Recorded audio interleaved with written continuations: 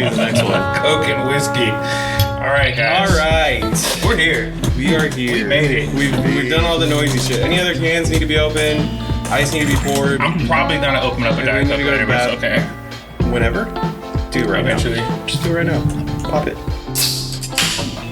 Just wasted a can, bro. You are not about to drink that. You don't know that. All right, look. So, you guys, welcome to the Margins Podcast. Yes, sir. Yes, sir. This is the podcast where we talk about books, the ones that leave a mark, start a conversation, and stay with you long after the last page. I am one half of the podcast, Kristin. My name is Cristiano. The majority. And I'm your other host, Stranton. We have a little bit of a different setup this week. We do have some guest hosts with us. Yes.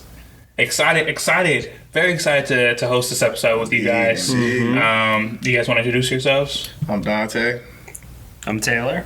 All right. They were just sitting outside of our That's office. all you need to know. And we were like, hey guys, you want to walk in? You want to try this? And they said, yeah, sure. It was like, whatever, we'll try it. Yeah. So, but yeah, we wanted to bring them in for this week's episode.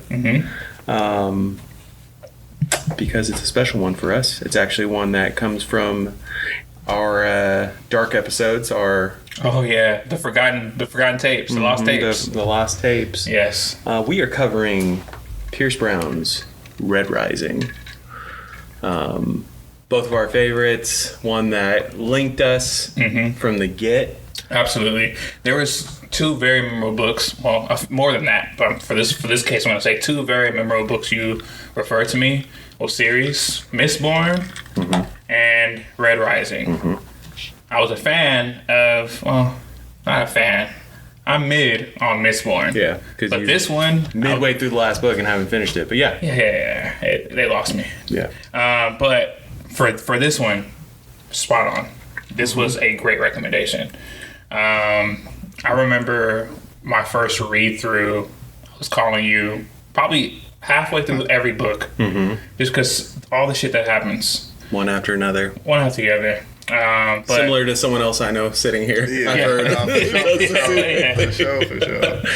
I with Taylor, I took it personal when I found out that he was reading it and he hadn't told me. He, in his defense, didn't know how much I loved this book. Yeah. But we were at an event and I was like, oh, are you reading? He said, oh, I'm reading the sci-fi book. It's called Red Rising. And I got in his face and I said, you son of a bitch. I'm not lying. I said, how dare you? Yeah.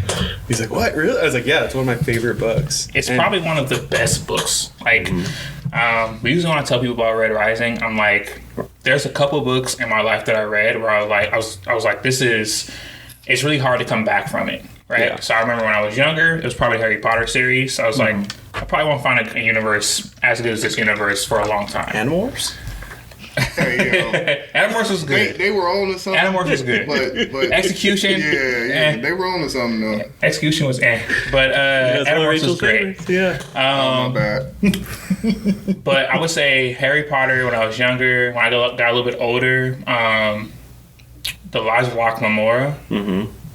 Cannot recommend that book enough. Pod favorite. It's definitely one of those books that anyone can enjoy. Yeah. So if you guys have not read it, check it out. A little bit of heist. Started it, I couldn't finish it. You can finish it. Get through it. So I'll double back. I'll double back. It's worth it. It's worth it. And then I'll say the Red Rising in my adult life has been that book. It's been that series for me.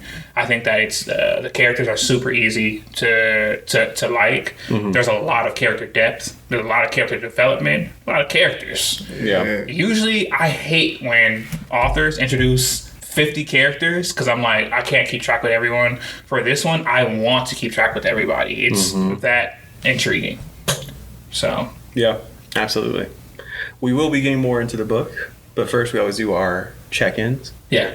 So part of the podcast is always checking in on one another, making sure, all is well. Or Everybody's if good. not all is well, that we're here to, hear the other out.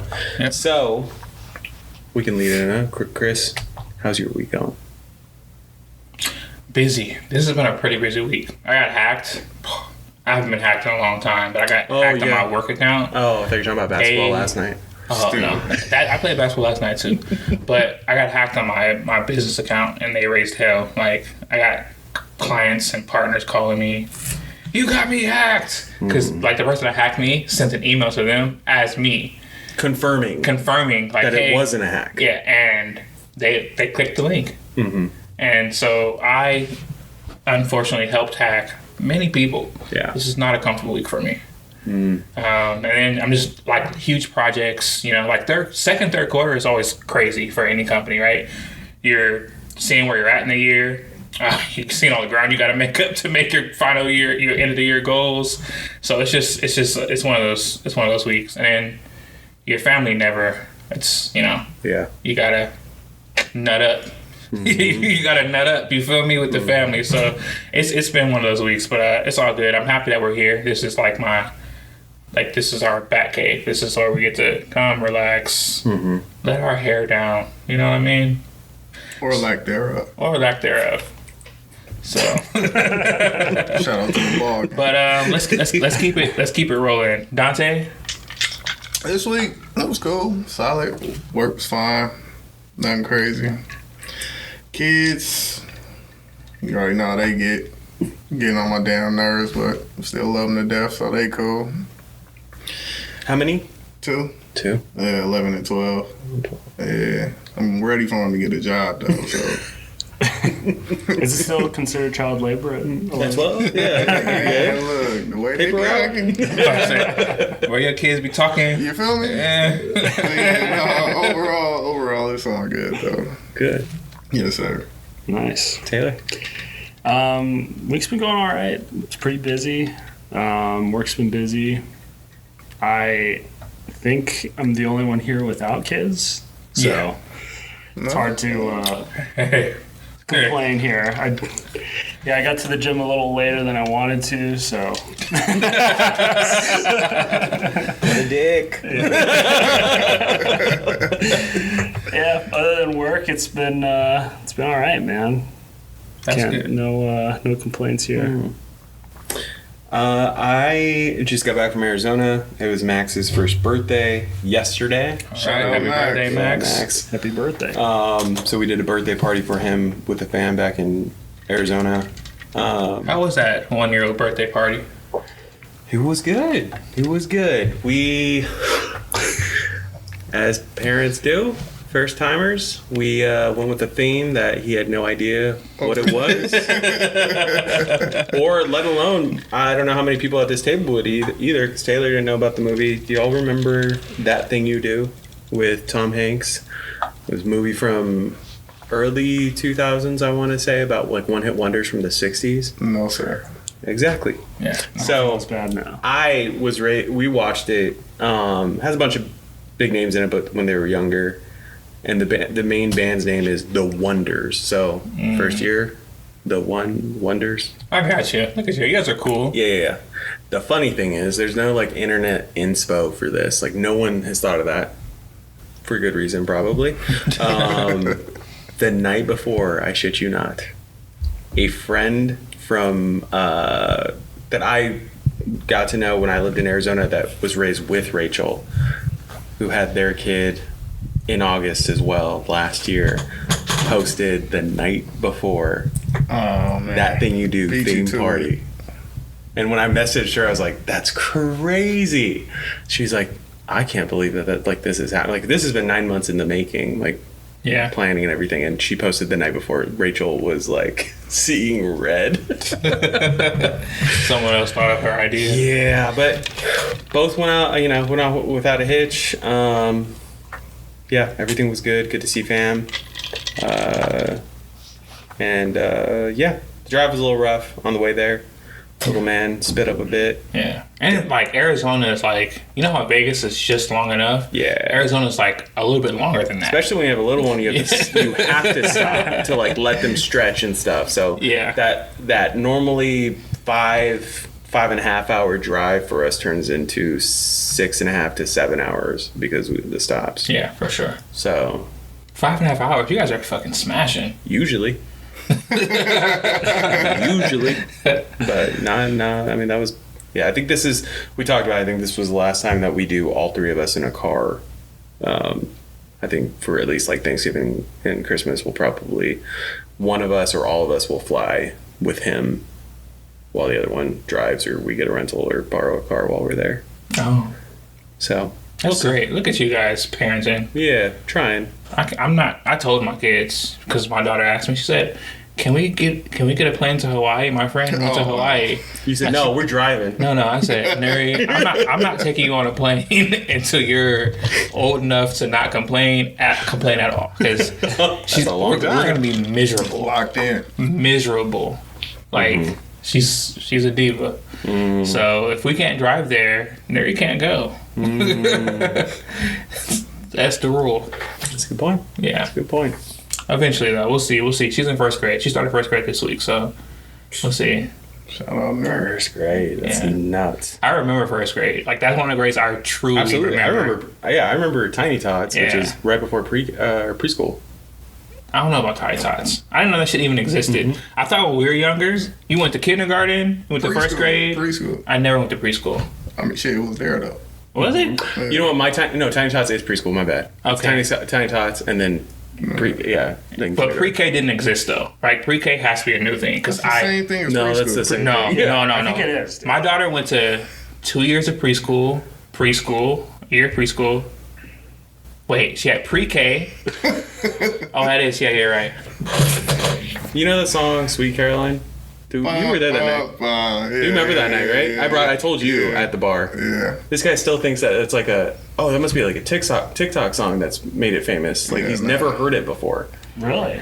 Look, for me, also B2K was bigger than NSYNC. Here we go. Okay. Here we go. Okay. Bum, bum, Okay, for me in my life. So you went bum bum bum, not bye bye bye. Is what you're telling me. Yes.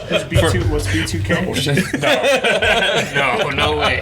So B2K was the NSYNC of, my culture. Guatemala? Is that what you're saying? Sanchez? Is that what you said? No, Let's just say their manager handled them poorly. Yeah.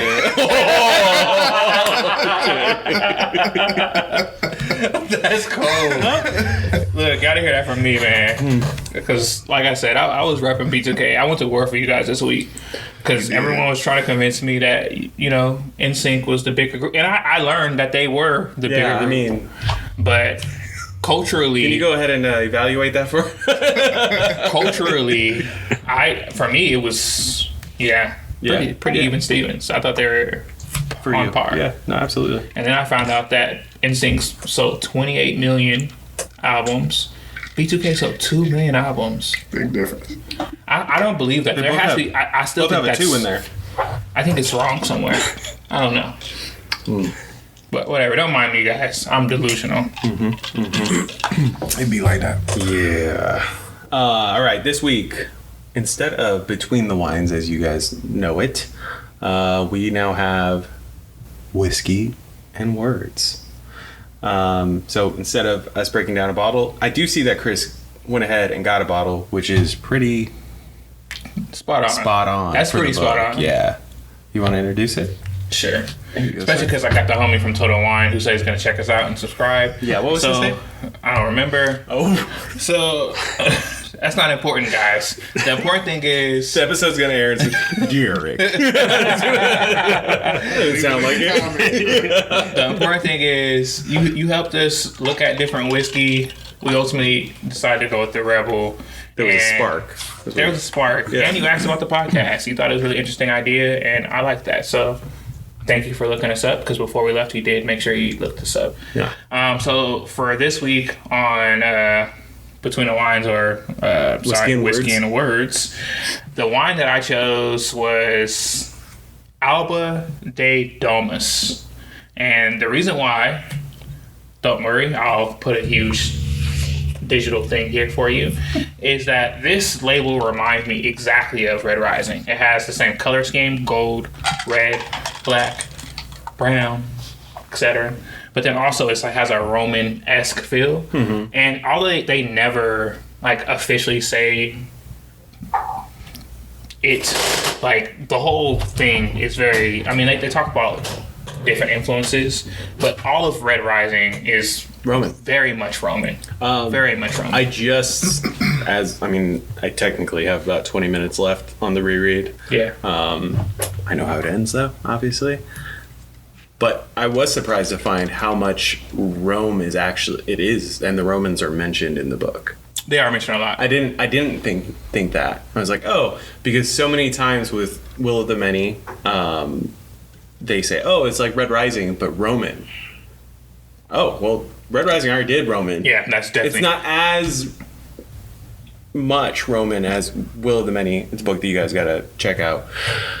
Kind of. Not check out? No. Actually, check out. Yeah, okay. That's what maybe Check out.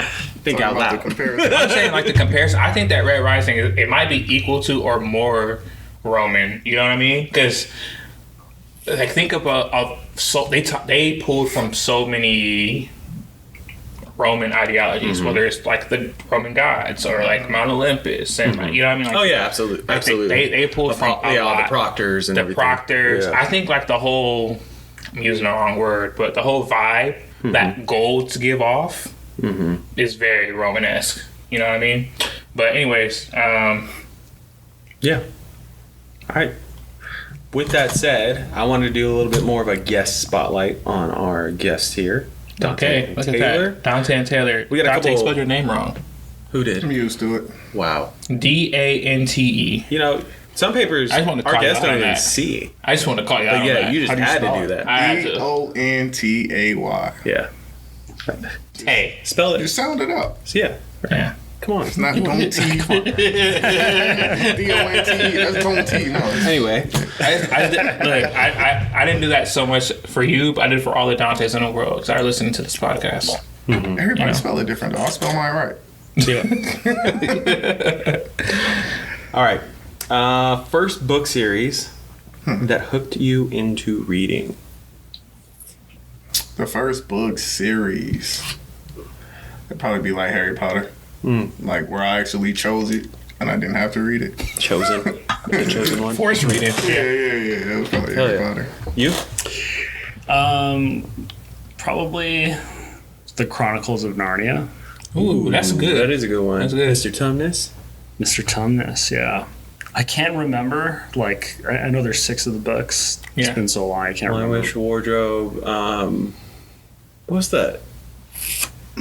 There's a Prince of Caspian. Yeah. The Horse and His Boy. Maybe. That was definitely. Is it? Yeah. That's Okay. just Google I search. think it's the third one. And the last one is like the. Well, there's 6. Yeah. Oh, the last of this. Oh, gotcha. Anyway, there's no way I'm going to remember them all. Yeah. But I do remember it hooking me, and I couldn't put the book down. And that was like the first time I was like, oh, like, I think I actually like reading. Yeah. If it's good. Did you read the book before you watched the movie? Yes. Okay. Yeah, I think it was Because for some people, 5th grade. I had it's to read different. Hey, Some people watch Harry Potter. you know when they how read it. long I called that girl Hermione? that. Hermione. Called her Hermione for the longest breath. In your defense, bro, there was no audiobook to that's Harry true. Potter back then. That shit was Hermione. Yeah. Hermione. I did the audiobooks for All the Wheel of Time, which is 14 books, and all the names are super unique. Yeah. And diehards who have read the book still, when I meet with them, they're like, "Oh, Nynaeve." I'm like, "Oh, Nynaeve?" Like it's all like Everybody. it's see it because I had the different. audiobook, Yeah. to back me. Did you guys read or listen to the audiobook for Red Rising? I've read the first Red Rising, and I've listened to the audiobook for the rest. Got it. Yeah, But I saw audiobook. it's And one- a it's little one- bit of YouTube. I cheated. It's one of those series to where I am gonna buy the full series because I want like The my kids collection. to read it, and I want to collect. I want like a limited edition collection. Okay. I haven't listened to the audiobook. I've only read it, so I'm expecting like a lot of names that I've read in there to be like, oh, this is how you actually pronounce it. Yeah. Depending on who you listen to, I like they that pronounce it though. I different like too, it. though. I like where you went with that. I'm not gonna lie. I think that's better. I think it's better to use your imagination. No, Eating anything. I was like, what are you looking for? Because you're saying Hermione the whole time. It was There's nothing wrong with that, though. But yeah, there's nothing wrong, and it gives them flavor. Until you're that kid in the It group that gives them says, "Oh, flavor. Hermione is my That's favorite," true, and then you're like, Ronaldo, you don't know how her mama pronounced it. She made her name. her mom doesn't remember either. Hermione sounds like a drink stuff. It sounds like alcohol. you had a shot at Hermione. Oh, and by the way, this Ravenclaw. I just want y'all to know. Oh yeah. Do you know what house you are? All that Gryffindor. Get that No, up out of I here. only saw Harry Potter like 2 years ago, maybe. What do you mean by that? I've never read it, and I've just Have you saw not watched all of them? I just saw like it was like a COVID thing where I was like, oh, But you sure. sat through them all. Wow, Yeah. you call Harry okay. Potter a COVID thing? COVID. Yeah, it's like The call Harry Potter COVID thing is crazy. well, yeah. So I grew up very religious, and Oh, was that a it no-no? was like there's magic. Absolutely not. Yeah, demonic. Yeah. You're going straight to hell. if I you get watch that. movie. Yeah, I get that. understand. We've talked in depth about religious trauma.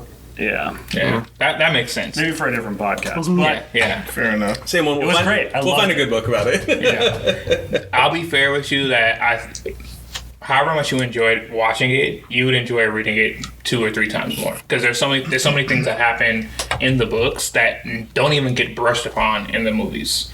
It's almost not a completely different story, but watching Harry Potter is like, Yeah. it's great, it's cinematic, but it's not, you don't really get the why and the motivation and the character development and depth that you want. Whereas the book really goes into every character a lot more. Yeah, which is why we're excited to see that new series. Get it all right. I'm totally not interested. What series? HBO Max is doing a TV series of it for 10 years. Of Harry Potter? Yeah. Yeah. They just started filming. Why? Thank you. Just one word. Why? Why? Because always. Because Pick- money. Pick a new era, though. Like, why focus on the same exact era as the books, as the movies? Because it worked. So more You money. already know the answer. Yeah, to you that. know the answer. Yeah, come on, man. When I was 14, I came up with a better idea than any of the sequels. Create a series of books and movies about his dad's time in Harry Potter. Because then you get to go through all the animaguses, right? Because his dad, all his best friends turned into animals. They were not only great at sports, they were also great at magic. They also could turn into fucking animals. Yeah. And Voldemort was at the height of his powers. That would be the best series out of any book. Why has no one thought of that? There's another series that's like based on Harry Potter. Right? Fantastic Beasts. Yeah, they went. They went for the lowest hanging fruit. Yeah, that was a weak move. Super weak move. Did it not? I like them. Are there books about that, or is it just like Now, Because of the movies. because of the movies. That pushed into interesting? Yeah. it. All right. Number 2. These are supposed to be rapid fire, so let's Oh, let's okay, get but these. rapid fire. Comfort movie you'll never get tired of. Oh, man, Friday. Bad Oh, Santa. hell yeah. Okay. Which one? Wait, which But if you Friday? ask Naya, Which Friday? It don't matter anyone. Pick one. Run it. Friday 3 for Naya. yeah, she Friday 2 of for all of me. them, she says Friday And after Stan. next is You know. not me. No, next Friday was mine. Next Friday is mine too. That's the second one. I know. We agreed. Oh, okay, just making sure. Naya was on her own. That's what I was Yeah, saying. Naya's on her own. I love Friday as it's like a Batman Begins. Yeah, Friday. No, pick one. You gotta pick one. Well, the first one. Yeah, that's good. I quote Friday at least once a day, every day. Yeah, me too. Yeah, I get you. I think I do super bad every day. Super Bad's up there, too. Yeah, It's very a quotable. Friday. Yeah, Friday. Bad Santa. Ooh, Goodfellas. love Bad Santa. Bad Santa. Yep. Love Bad Santa. Goodfellas. Goodfellas, Matrix. Okay. I'll go to them any day. Tropic Thunder, I think for me. Yeah. That's up there. Yeah. Yep. I hate Jack Black, though. But whatever. I met him. Very nice man. You better. Are you the only person to hate Jack Black? Yeah, I think you might be the first. I don't know. It's just, man, like, he don't do it for me. What about Kung Fu Fair. Panda? The first one was cool. All right then. Yeah. See, he's kind But of it ain't him. situational. It's his voice. That's Poe. Didn't y'all say you gotta separate the heart from the person every time? I'm He making said it that. hard. All right then. All right, comfort movie. I actually don't go back to old movies much anymore, but when I was a kid, I rewatched Dodgeball maybe like 1,000 times. Great. Great. So that's such a lot great of one. quotable lines in there. Yeah. Getting nice and deep like. Anime. Anime? Have you dabbled at all? Not really. That's why I was thinking that. Still gonna go to it because Dante, I know. I love meeting people who aren't into anime. I know that excites me. Let me help you. Because it's not that they don't like it; it's just that they haven't seen it. Exactly. Yeah. You haven't seen the one that's gonna really get you. Sorry, what was the question? Like, what's your favorite anime you'd recommend to someone who doesn't watch anime? So we all got a chance right here. Mm-hmm. Dang, that's tough. So it goes off of like what they like, right? Yeah, it's a person. Yeah. But if I'm painting with a broad brush, I'll just throw Death Note in there. Yeah, So it's like high stakes. You can follow it. Yeah. Yeah. Ending though. I wasn't mad at it. Like B- ending. It should have ended after L. Yeah. Yeah, it should have ended after that. Yeah. What about you? Me? Yeah. Full Metal Alchemist Brotherhood. It's the most. It is anime through and through. They did it great beginning to end. Super hard to find an anime with a great ending.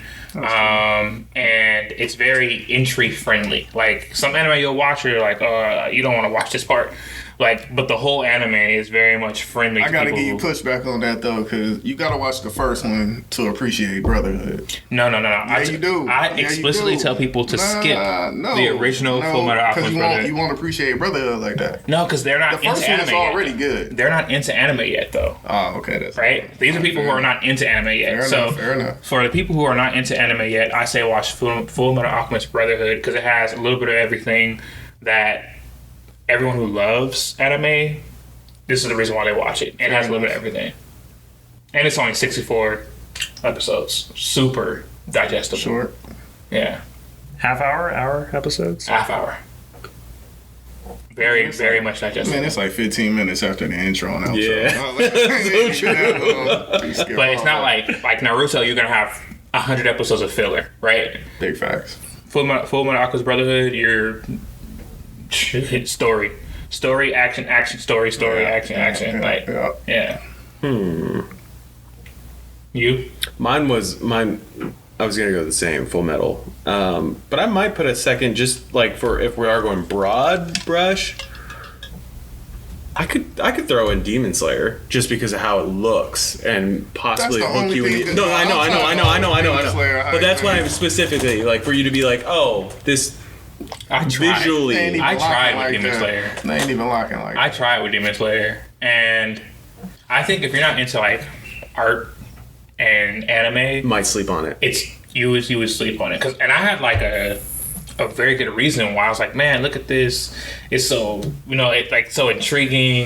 This is in her mind, like because I wanted them Mugen Train. Mm-hmm. I love the part where they go into his mind and it's just like him on clouds. Yeah. And basically it shows like how peaceful his spirit is in a world of chaos. And I thought that was the perfect juxtaposition of his attitude and why he was able to get to where he was and his strength. Not only did I undersell to the person I was trying to get to watch it. Yeah. They probably got 5 minutes into Mugen Train before they were on their phone. Oh shoot. Like it's too slow. The pacing for Demon Slayer is a little bit too slow for people who aren't explicitly trying to like be interested in anime or the art. You need something that's gonna really. You know what? I'm switching my answer. Cowboy Bebop. I love it. One of my favorites. Cowboy Bebop. One of my favorite anime, and still no. Because what do you mean no? It's too. It's weird. It's too deep. I love it. It's too To be deep clear. and slow. Yeah. You have. It's too deep and slow. So if I was gonna tell you to get into Cowboy Bebop and you say what it's about, I'm gonna say it's a story of loss. It's a story about loss. Yep. Okay. I'm going through it. You know what I mean? Like it's. They're not exactly selling it, but You gotta go along for the ride. That's the pull of it. It's that every character deals with a version of loss that you get to get acquainted with, and it's like it's episodic, but it's also a series, right? So it's how many seasons is this? Just one. one. And I think it's That's only very like 23. digestible. I think that's only like 23 episodes. 23 episodes ish. It's very digestible, but it's slow paced. Like if you're not into the characters, there's no way that you can get through the series. You tripping? Because the plot paces way too slow for you to want to finish it. You will almost always DNF. And I love Cowboy Bebop. Mm-hmm. You will almost always DNF it if you're not into Valentine or so you ain't Spike. going for the fight scene? The 5 fight scenes that they have, the 5 great fight scenes that they have. They got fight scenes, they got shootouts, it's murder mystery. There's a bunch of shootouts, but it's not like pow shootouts. It's like them running through town out shootouts. Here struggling down to their last dollar every day trying to make it happen. How do you not relate to that? Once again, if you're not into the characters, you will not be into Cowboy Bebop. But it is one of the greatest. Vicious. It is, yeah, they do. It's one of the greatest anime ever made. True. But like for me, I loved it because I'm acquainted with Lost, and I like art that's like really esoteric, and that's super cool to make a whole anime about Lost, and you're never explicitly saying it, right? You just get it as you're watching it. Fair enough. But anyway, it's supposed to be rapid fire. Which one are you gonna watch? So the one that's been recommended to me a lot is Attack on Titan. I get why, because it's very. Watch the first episode and you straight. That's what it is. Yeah, it's the best. Everything happens. Everything happened. It's probably the best 4 episodes of all time. Yeah. Like the first 4 episodes of Attack on Titan are insane. Insane. Yeah, it's like hooked. For sure. It's the opposite of like Cowboy Bebop, where everything happens very slowly. Coming from me already. I'm not. It's just that everything happens so quickly, and then it fall off so fast. It don't fall off. It falls off like in the end. They'll wait for it for 10 years and then get that as the ending. In the end, it falls off in the end. Sure. But you'll be on it for seasons. It's great. Okay. Yeah, it's great. You would like it. A lot happens. A lot happens very quickly. Everything matters. Armin don't matter. How dare you? Yeah, that's useless crazy. character. That didn't do nothing.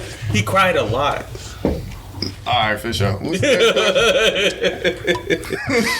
we did the Between the Wines, did we happen to mention the whiskey? No, but I've been hitting it. So shout out to Rebel. Yes. Yeah, go ahead and introduce that. Dante, when you were pouring up, I was like, I don't think we named it. This is Rebel.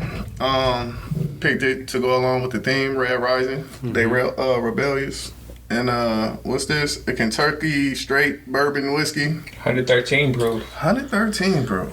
Yeah, we taste every percent of that. There's a hint of vanilla and somewhere caramel. Does it? It'll kick you in the It's a hint. Yeah. It's somewhere up in there. So next question, a story you bounced off that everyone else seemed to love. So what's a story that you didn't really care much for, but other people go crazy for it? Dante, you're going to be awesome at this because you fucking hate everything. That everybody loves that I don't care for. I'll let him go first. Yeah. This is a hard one. I'm thinking more film and TV right now. Works. Yeah, go ahead. One movie that I did not like at all recently was Anyone But You. It's the one with Sydney Sweeney and your boy. The other guy. Your boy. Kind of handsome dude. Glenn Powell. Glenn Powell. Yeah. Mm-hmm. I ain't seen that joint. People love this movie. It did really well at the box office. It was like, it's great. Went to go see it, and It didn't do it for you. it was one of the worst movies I've seen in a long time. Do you care to talk about what didn't it do? It was just a whole lot of nothing, and they put a lot of pretty people into it, and just were like, yeah, let's be fun, let's go to Australia and shoot this thing, and it was like, all right, wish I had that hour and a half back, but It gets like that. Yeah. It gets like that. Whatever, they did really well, so good for them. I mean, Dante? I'll go back with Demon Slayer. Like, look, everybody hyping it up. Yo, like, yeah, it's pretty. It's cool. It got colors, all that. It got colors. But nothing happens. It's all training. Okay, cool. Breathing techniques. Okay, fine. But nothing really happens. Like, A lot happens. What? They was on a train for 30 episodes that they made into a movie. Well, the movie. It's the same thing. Nothing happened. You don't actually have to watch They killed the episodes, best person in the damn Ren show. Goku. Yeah. So after that, it was like, I'm gone. I ain't here. I'm cool. I'm straight. I think the best person dies in most animes, though. Yeah, like Ace. Why they kill Ace? In most animes, the best person dies. It's a part of the trope. But I'm not sticking around. I don't care. All right, hating ass. I'm not hating. I just don't care. Hating. Just hating. She a ghost and she not a ghost. She can be out in the sun and then like, man, what are we doing? She done caught a sensu bean in his back pocket or something. Like, what are we doing here? Sensu bean. Look. All right, Whatever. Stratton. Last tie-in question. Yeah. Coming into Red Rising, fresh, what were your expectations versus what you got? Who recommended it to you? Yeah, how'd you find? I'm interested. You just came up Because it wasn't me. reading it. It was a buddy. What's his name? You know him, I think. Ashton. Did you meet Ashton? No, I didn't. Oh, okay. I'm fine. I knew nothing. Nothing about this. So you had no series. expectations. And I haven't read sci-fi fantasy in forever. And I was very skeptical that I was like even gonna like this book. Yeah. But it was actually a lot of people that had recommended this to me, and I was finally like, okay, fine, I'll read it. And even just looking at the cover, I was like, I haven't read a book like this in a long time. Like usually I read like, I don't know, nonfiction. Yeah. So anyway, cut to whatever, a few chapters in, and I couldn't put the fucking thing down. So. Yeah. Yeah. It took a few chapters for me though. Like It started slow. yeah, it took a few chapters. Yeah. Well, this dude recommended it to me. My expectations, I thought it was just another Hunger Games, to be honest with you. Like, As everyone always like does the compare thing too. yeah. So I was like, all right, it's another one of these. But then, yeah, as you get into it, it get real. It get raw. Yeah, it does. It does. EO's still alive. I don't care what nobody We will get there. With that said, I don't have this in there, but just because I do know Taylor's background with reading a little bit. Dante, I'm not positive on. So I wanted to know for you guys, what are the types of books you guys would read? What's the book that you gift out most often? I've never gifted out a book. I can tell you that. But man, I read a little bit of everything. Like I read Brave New World up there. Great one. Last book I was reading before this was oh man, I remember I don't know. Whatever. I know you started The Devils and then you got Red Rising. No, I did. It's on my Audible thing. Okay. But no, You were reading like, some kind of nonfiction book, I think. Yeah. No, I don't even know what to call it. It was a Pale White Horse. I tried to finish it, but it sounds like. You ever read that? No. It sounds like a podcast on paper, and it's like all opinionated. I just wanted. I don't know. It didn't give me what I wanted from it, so I'll say that. But I don't read too often. Now I'm getting into it more, but. The last book that I read to completion was Atomic Habits. That was cool. Oh yeah. Took a couple nuggets from that, and then just a little bit of everything. Nice. Sorry, the question is Books you typically read. No, I got you. Books you typically read, shit. and then what's the book that you typically would gift out? Okay, Not the so- one you gifted me, because the podcast already knows which one you gifted me. So. Oh, really? Yeah. Okay. Oh, So you didn't know that? I must have missed that one. He missed that episode. So books I typically read, I usually try to do like a fun book and then like a hard book and rotate between those two. So a hard book would be like a book on history or business or whatever, and a fun book would be like Red Rising. I like spy novels, so I read an Ian Fleming book, Dr. No. That's probably the last fun book I had before Red Rising.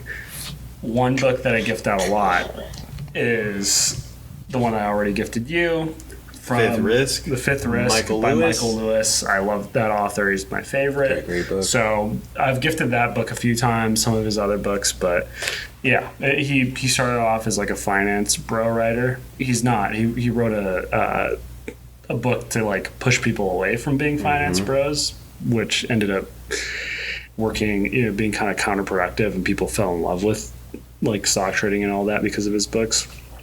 But anyway, he writes about all kinds of stuff. He wrote The Blind Side and The Big Short, Moneyball, lots of stuff. So anyway, his books. Cool. I think mine is always, for the longest time, it was The Alchemist. Was the one that I always gifted out to everyone. I've That's had a great one, whenever I'm at like it's a super easy read. I try to keep multiple copies and then I can give them out. Yeah. Yeah. What about you? Which one do you typically gift out? The Lies of Locke Lamora. I couldn't finish it. Thank you. The Lies of Locke Lamora and The Prophet. Prophet. I knew it was gonna be Prophet. Yeah. Yeah, both of those two. I bought multiple copies of both of those books, and I give them out, and they never come back. It is what it is. Flatland does that. Flatland. Do not talk about Flatland. I didn't. I brought it up. I was paying homage. Yes, please do.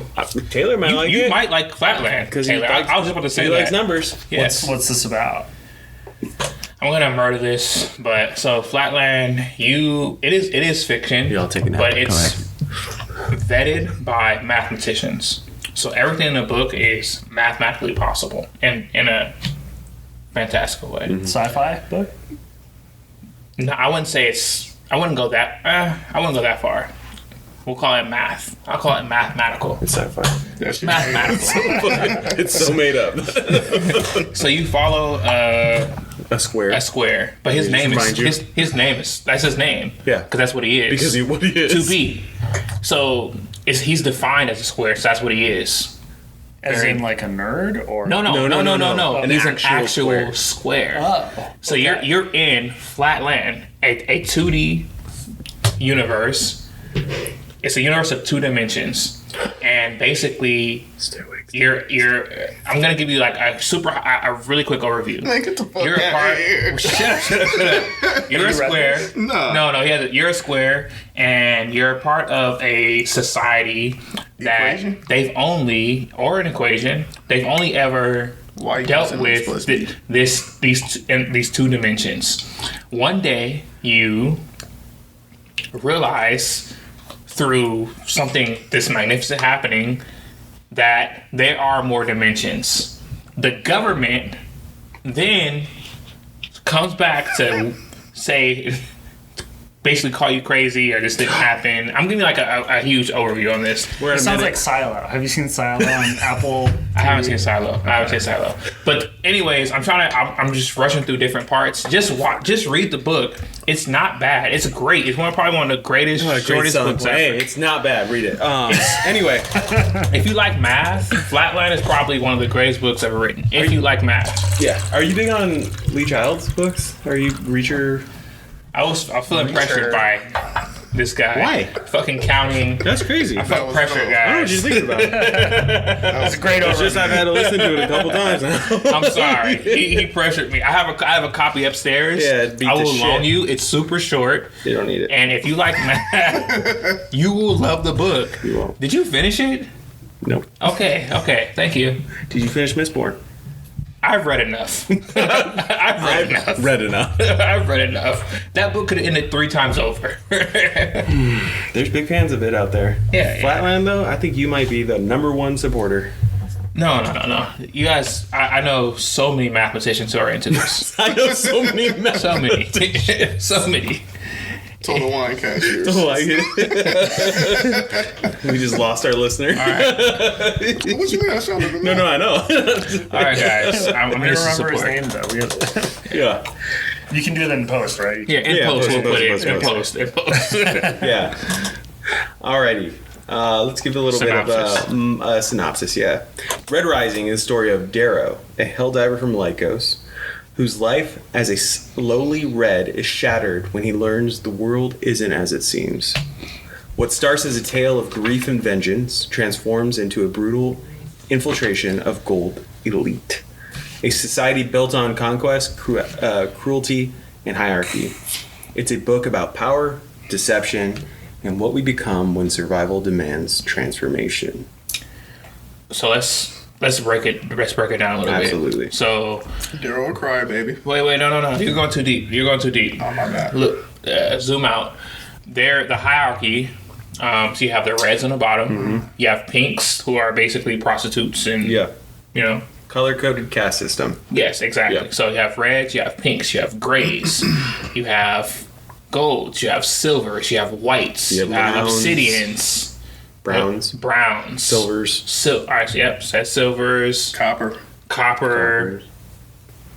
I think that's about it. Yeah, color Yeah. caste system, similar to Brave New World. As Yes, we've very spoken similar about to that. before. Yeah. And so basically, depending on where you fall on this system, you are going to be put into a box, whether that means the kind of job you can do, your place in society, how high you can rise up. If you're a red, you're on the bottom. You're the bottom of the bottom. You are the bottom of the barrel. You underground. You are literally underground. Underground. So this story starts off on the planet Mars.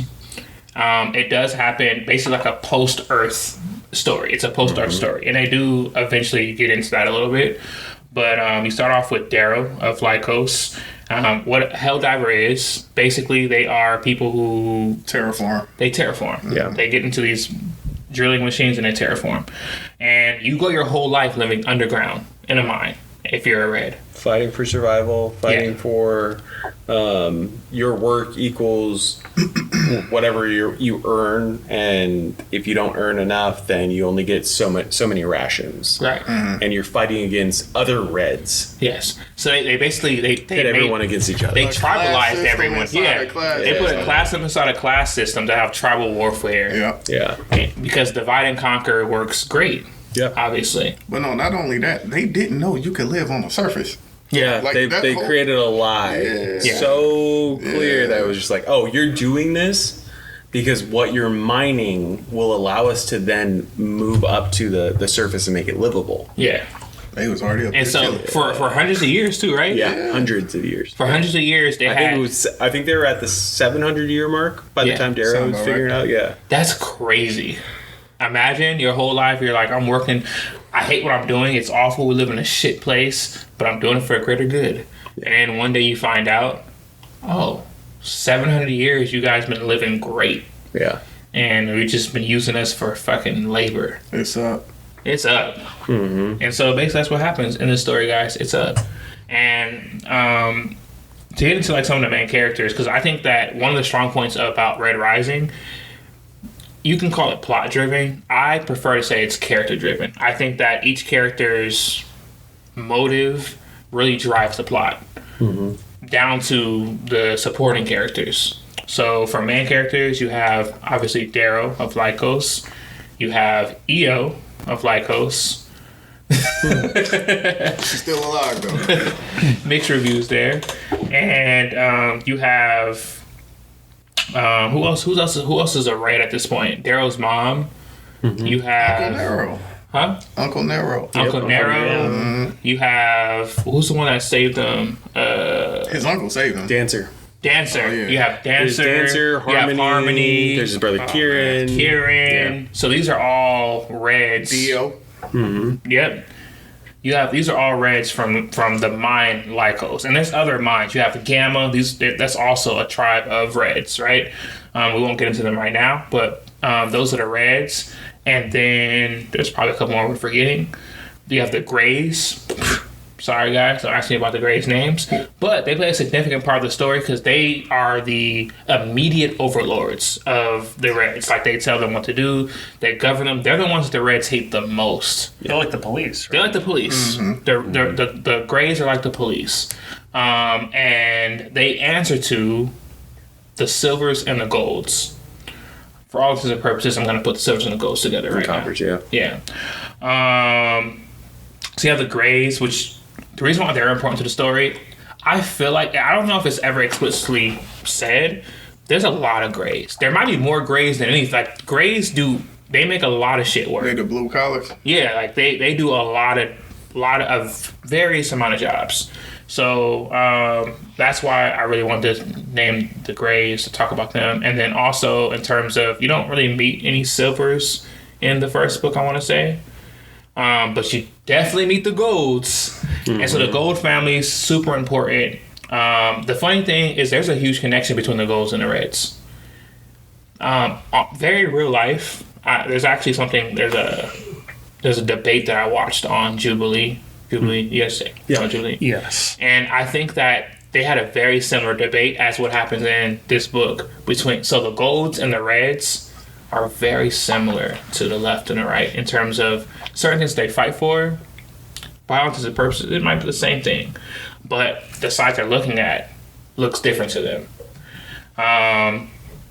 And that's why I really do enjoy the Golds. So when I first read through,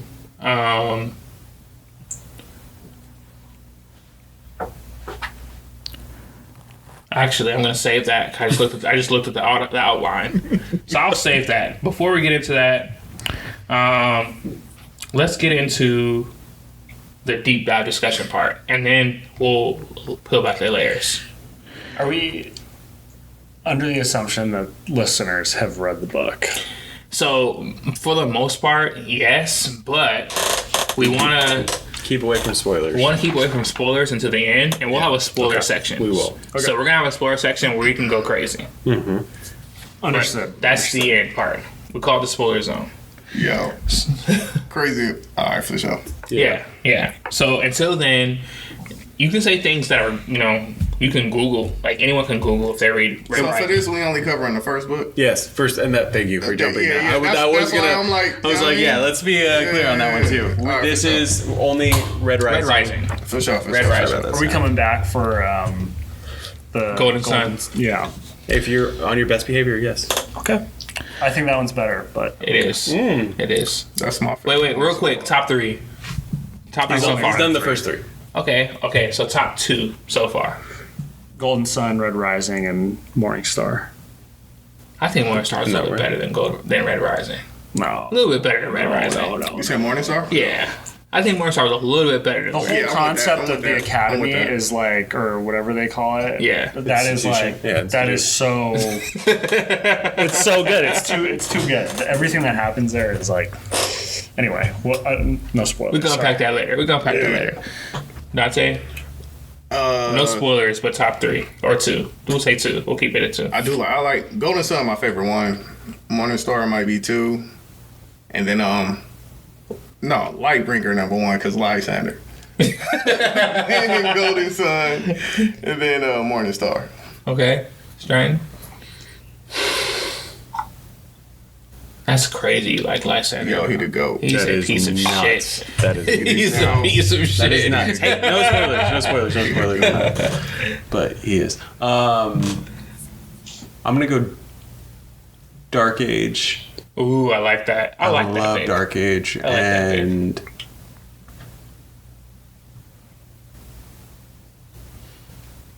probably Golden Sun. I see it. Never have I left with my jaw so dropped. Golden Sun was crazy. I think it's between Golden Sun. I really enjoyed Iron Gold, and I enjoyed Dark Age. That's crazy. Iron Gold is crazy. Yeah, that's crazy. You didn't like Iron Gold? I'm not saying I didn't like it. It was just, like he said, an adjustment. Yeah, there's such an adjustment in that book. No, it's for the good. better. It's great. It's for the better. Yeah, I think it sets up without Iron Gold, the impact that you get in the other books are that makes sense. You can't. It's impossible. It's true. Yeah, it's impossible. Dark Knight's the best, but without Batman Begins, yeah, I get it. But Bro, no. Dark Knight is. That's not one to one. We can have Dark Knight without Batman. Exactly. That's what I'm saying. Dark Age. No. Dark Age. I'm trying to shade you. Dark Age cannot happen without. I can't say why because Taylor. Yeah. But it just can't. Taylor. There's important character development that happens. True. That's a lot of what the book is, which is good. Which is why I would say it's a great payoff. Yeah. But as far as like enjoyment of the book while you're reading It's it. almost all There you character go. development. If you had to walk away There from you that go. book without knowing what the payoff was, Yeah. I wouldn't say that book. yeah, Because the payoff doesn't happen in that it's book. an investment. Yeah. It's an investment. That's what I'm saying. It's But- worth it though. It's worth Yeah, it. but by that time, you already in. But yeah, Pierce What the fuck? passes You out. said Dark Age. What the fuck am I going back and forth with you about? You said Dark Age. Dark Yeah. Age is like But it's you get everything in that. it's amazing, Yeah. but it's dark. dramatic. Yeah, exactly. I enjoyed that. Yeah. Thank you for proving my point. Yeah. Thank you. Oh yeah, what you did. No spoilers. No spoilers. It's dramatic. It's dramatic. Somebody got some marks on their face. I'm gonna just say that. I'm gonna say Back to the album. Back to the album. one thing that we all agree on is that Golden Sun is Yeah. it's top Yeah, top it is. tier. Yeah, it it may is. not be number one in everyone's thing, but it's definitely one of the Up there. best. Yeah, it's sure, definitely one of for the best. Mm-hmm. Yeah. Okay, cool. Sounds good. So for the deep dive discussion, which Yes, sir. for all intents and purposes we already just started, I want to get into like world and structure, right? The color coded cast system. Basically covered that with what we were going through. Yeah. Yeah. Hold up, did y'all pick up on the slang? Which one? Which parts? The gory dam and Yeah. bloody dam. And Bloody Dam? Yeah, okay, for sure. Love that. That was a big turning point for Yeah, then Titus. Yeah. yeah. Yeah, I like it. It's like you got the low class, you got the high class, but the high class are using low class slang. They just make it their own, which is very much real life. Oh, absolutely. Everything's prime. Oh yeah, that too. Yeah. Darrow's arc: grief-driven rebel turned infiltrator.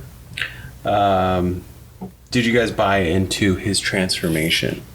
Like who he became. Yeah. Yeah. It took me a while. I'm not gonna lie. I didn't like Darrow until Golden Sun. Oh wow. I'm not gonna lie. I thought he was a crybaby. I liked Severo. Severo Oh, from the get was Several my dude. guy. Severo was my guy. Sorry guys, I didn't name him, but that's one of the golds. Boss man. Excuse me. So for the transformation, like I do like how they went into they went in depth with like all the history he learned, all the mannerisms he learned. Like he scored 99 percentile in the test, so like it showed he put in work. So I'll give him that as far as the transformation goes. Right. And then also cosmetically, they like stretched his bones out, cut into all his organs, and did all that. Yeah, so most I mean, people wouldn't have been able to survive. Yeah, he went through it. For sure. So I'll give him that. But he's still a crybaby. He's fucking crazy. Did you get the same sentiment while you were reading it? Crybaby. I thought it was a little more real of like how I would have reacted. Maybe I'm a crybaby, but like I'm like, oh shit, like this sucks, dude. I also think, because you were just talking about like how he gets mentally and physically enhanced. I also thought that was an interesting point about like how everyone thinks that, you know, even here in our regular world here, everyone loves to believe in like a meritocracy of like, oh, you do the best, you be the best, Yeah. and like you're rewarded based on your, you know, effort. But it's like, in that world where everyone can be enhanced, which maybe we're moving toward. We are very close. Absolutely. Yeah. Then it's like, what does it even mean to be like, even to have a meritocracy? Because it's like, okay, well, it's like you're bigger, stronger. Like, well, I can just get jacked up and play in the NFL too. Like then it doesn't even matter. Or I can, you know. Think about like with CRISPR, you can create how you want your baby to look. You know, to the hair texture. Like we're basically at that point, but we're kind of there's a piece of We're playing with humanity that don't want to get into that, right? So there's a tug and a pull, push and a pull. So I honestly didn't think about that much when I read it, but you're absolutely correct. I think that's probably one of the more interesting aspects of the book. Because for them, it's like, how lucky are you to be born into like this At that point in time. a certain caste? Like, Yeah.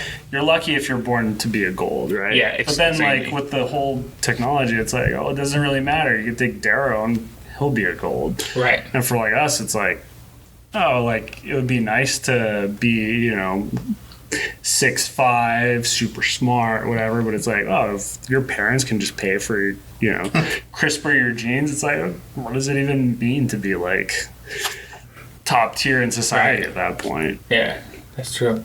They kind of did that, and he turned into a damn maniac. Mm-hmm. You said CRISPR? You mean the Carvers? CRISPR's the DNA. CRISPR's, Oh, yes, CRISPR yes, Car- yes. oh, yes, I'm just yes, putting DNA. one-to-one Same. example Absolutely. of that. Oh, Yeah. okay. That's what I was thinking through. I was like, what are the CRISPRs? No, yeah, Okay. same thing. But it is, yeah, essentially, yeah. Mm-hmm. Yeah. Basically being carvers. Oh, okay. Yeah, but Got you can die for that shit too. Yeah, you can. You can. You know what I mean? Yeah. Got you. Not everyone's gonna survive. Sorry, we're fucking your outline up. No, not at all. I think that's one of the similar to why I liked Attack on Titan. What really hooked me about Red Rising was that not everyone's gonna live through this, and I got that very much as I read through the first book. I was like, this is not a story where everyone can live through. This is not a story where everyone wins. And don't get me wrong, I like a good hero story where they overcome every battle. But I also really do enjoy stories like this where, man, Darrow got his ass beat. Like, he lost multiple times. Yeah, he lost at many different turns. And he will let you know, like, I'm not the strongest, I'm not the fastest, I'm not this, I'm not the smartest. But what he has is tangible to him, right? The motivation to overcome and help his color, right? At this point in the book, it's really about helping the Reds and pushing EO's dream, because it was never Darrow's dream to be a revolutionary. Yeah. Which is also a very important part of the book, I think. I'm never gonna let go of that. I'm not sure if I like it or hate it, but he never gave a fuck about being a revolutionary. It's literally all his wife's dream. Hold on. We never talked about why she died though. Cause she's a revolutionary. But like, what did she do? She and Darrow spent the night under the stars, which they shouldn't have done because they weren't supposed to, first and foremost. And then that's not really why she died, though. She died Singing because that she sung the goddamn forbidden song. Mm-hmm. Yeah, well, she knew she was going to die for it. She wanted to be a martyr. Mm-hmm. But she also knew that if she didn't make that step forward, Darrow would have never had the balls to become the person that he became. Wait, so you saying she killed herself so he can be better? Absolutely. That's the whole point of a martyr. I need That is a martyr. She was the catalyst. Yeah, that is a martyr. Yeah, for sure. Dirty. Leave it Dirty. alone. I don't love the other two ones. I think we should just get into the 5-part questions, because those are going to be, Okay, let's do it. yeah, right? Yeah. All right. And spoilers are totally fine here. Those are, no, that's going to be after this. Okay. So 5-part questions is the section where we take themes of the book and we basically superimpose them on 5 real world questions that connect to things that we deal with. We would be going through. I'm scared of these because y'all be asking some shit. Yeah, we try to we get a little bit deep. But feel free to go as deep or shallow as you want. Yeah, and we do try to make sure that the questions aren't. I always have to try to rework them to make sure that they aren't repetitive or us trying to say, the same thing over and over, because a lot of the themes, especially, will be repetitive in nature. I thought we were doing worse than time. We're doing okay. 1:14ish. Oh, we're solid. Yeah, we're good. Yeah, we're good. Yeah. Before we get into these, do we need drink? Let's get a refill before we get into yeah. Ice. This is for sound, guys. Yeah. So while they Yes. Okay, yeah. re-up and do what they gotta do, let me walk you guys through a few more things in Red Rising. Continue. So in Red Rising, you have the Institute. The Institute is The Hunger Games. It's basically the Hunger Games. It's the Hunger Game. But it's better though. Facts. It's better than the Hunger Games. So basically, before they even do the Hunger Games, they have some. It's almost like the culling, Cup. right? New cup. Yeah, no, because how they did Julian. Yeah, it's like a culling. They put the top 90% against Against the bottom. Yo, Against the that's bottom. so cold. That shit is cold. Yeah, that was cold. So, and mind, these are all golds, okay? So, basically, they take the top scoring golds and make them go against the bottom scoring goals on I purpose. just go against two people walk in the room. Oh yeah, one person come out. and they say, look, The either passage. What do you say? You ever see a pit bull fight a chihuahua? yeah. So they go hard. Basically, they call a percentage of their people. Like the goals aren't just hard on everyone else. They're not like hard on reds, hard on silvers, hard on gray. They're hard on even themselves. Yeah. So it's very consistent. And so basically, they get put into the institute. The institute, they then separate them into different teams. These teams, 12 houses, right? 12 houses. These teams are separated across the land, and they have to basically do games. They gotta fight it out. They gotta fight it out. Some have limited resources. Yes. Some got backup. They have proctors. They got horses. They got horses. Some proctors are better than others. As Dante said, some people have better resources than others. You might get put into a location where you don't have a lot of food, right? And so that's one of the things you have to overcome is hunger, right? For some people, they may deal with insubordination, right? Or a bad leader, man. right? Yeah. And so the whole point of this is to learn how to not just overcome, but to be able to get along with and work with to a very specific goal, your fellow brethren, right? Because for golds, or as you guys will read, what do you call them? Something scarred. The peerless. Peerless. Yeah. You want to become a peerless scarred, and this is the path to become a peerless scarred. All right. So all peerless scarred go to the institute. They all go to the culling, and so basically, can you refill me too? This is just Ice. Yeah. Please. So basically, in the institute, that's just their stuff. You go through the culling. You start the institute, then you actually get to start it. They put you into 12 houses. You guys go against each other. You have a proctor to help each house, and the house that wins the overall game, and the person who becomes like the dominus, basically, like they become like the captain of their squad, and beats out everyone else, and you can kidnap, you can capture the Primus. Yeah, so Anything the goes. Primus. Yeah. Anything goes in this game. That's why I said it's worse than Hunger Games for sure. Yeah. Anything goes. For sure, it's worse than Hunger Games. Yeah. And I won't get into everything that happens because it might be a trigger for some people, but a lot of shit happens. Like Welch's. Yes, like Welch's. You know they. Yes, yeah. yes. A lot of things happen, and I think that it's very important for you guys to know that yes, it's not all PG-13 and Red Rising, but most of I want to say most of the crazy stuff that happens does happen in the Institute in terms of like the It less PG also things. builds bonds. Oh, it definitely. Alliances. It definitely builds bonds and alliances. Yeah. It basically shows you who you'll be when the shit hits the fan. And then I think it also had like tactical implications because like you can see how this person reacted in this situation, so I'm using him for this. Right. Or I can use her for that. So it's like, well, as far as Darrow goes, he went back and he was like, okay. I mean, I can't. All right, yeah. Yeah. Yeah, absolutely. You're right. I see where you're going. Where you're going. But, it's college. It's a war college. That's what These guys the are there between 17 to 18, Yeah. Mm-hmm. which was nuts. Because I rereading the book, Darrow and EO are 16. 16, yep, when it starts. Yeah. Yep. 16 when it starts, and then they're in the institute. Like when he's at a certain point, he's like, "Yeah, I think I'm actually 18 now." Yeah. So it's a long period. It's not like just a single semester or whatever, a couple months. They go through it. Yeah, they do. So War college. It's a war college. Themes, power, sacrifice, our identity. It's huge. Mm-hmm. Huge part of Red Rising. And basically what Dante said, like the threads that resonate with the people around you. So now let's get into our bread and butter. 5 hard questions.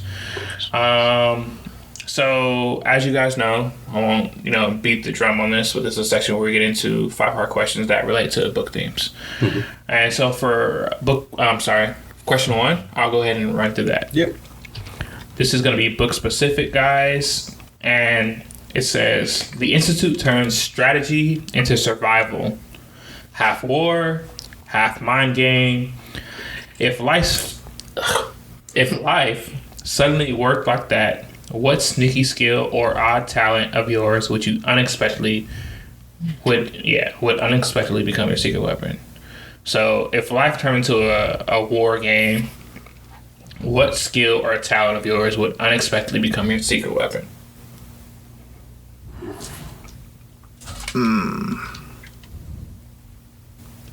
Manipulation. Is that a skill of yours? Shit.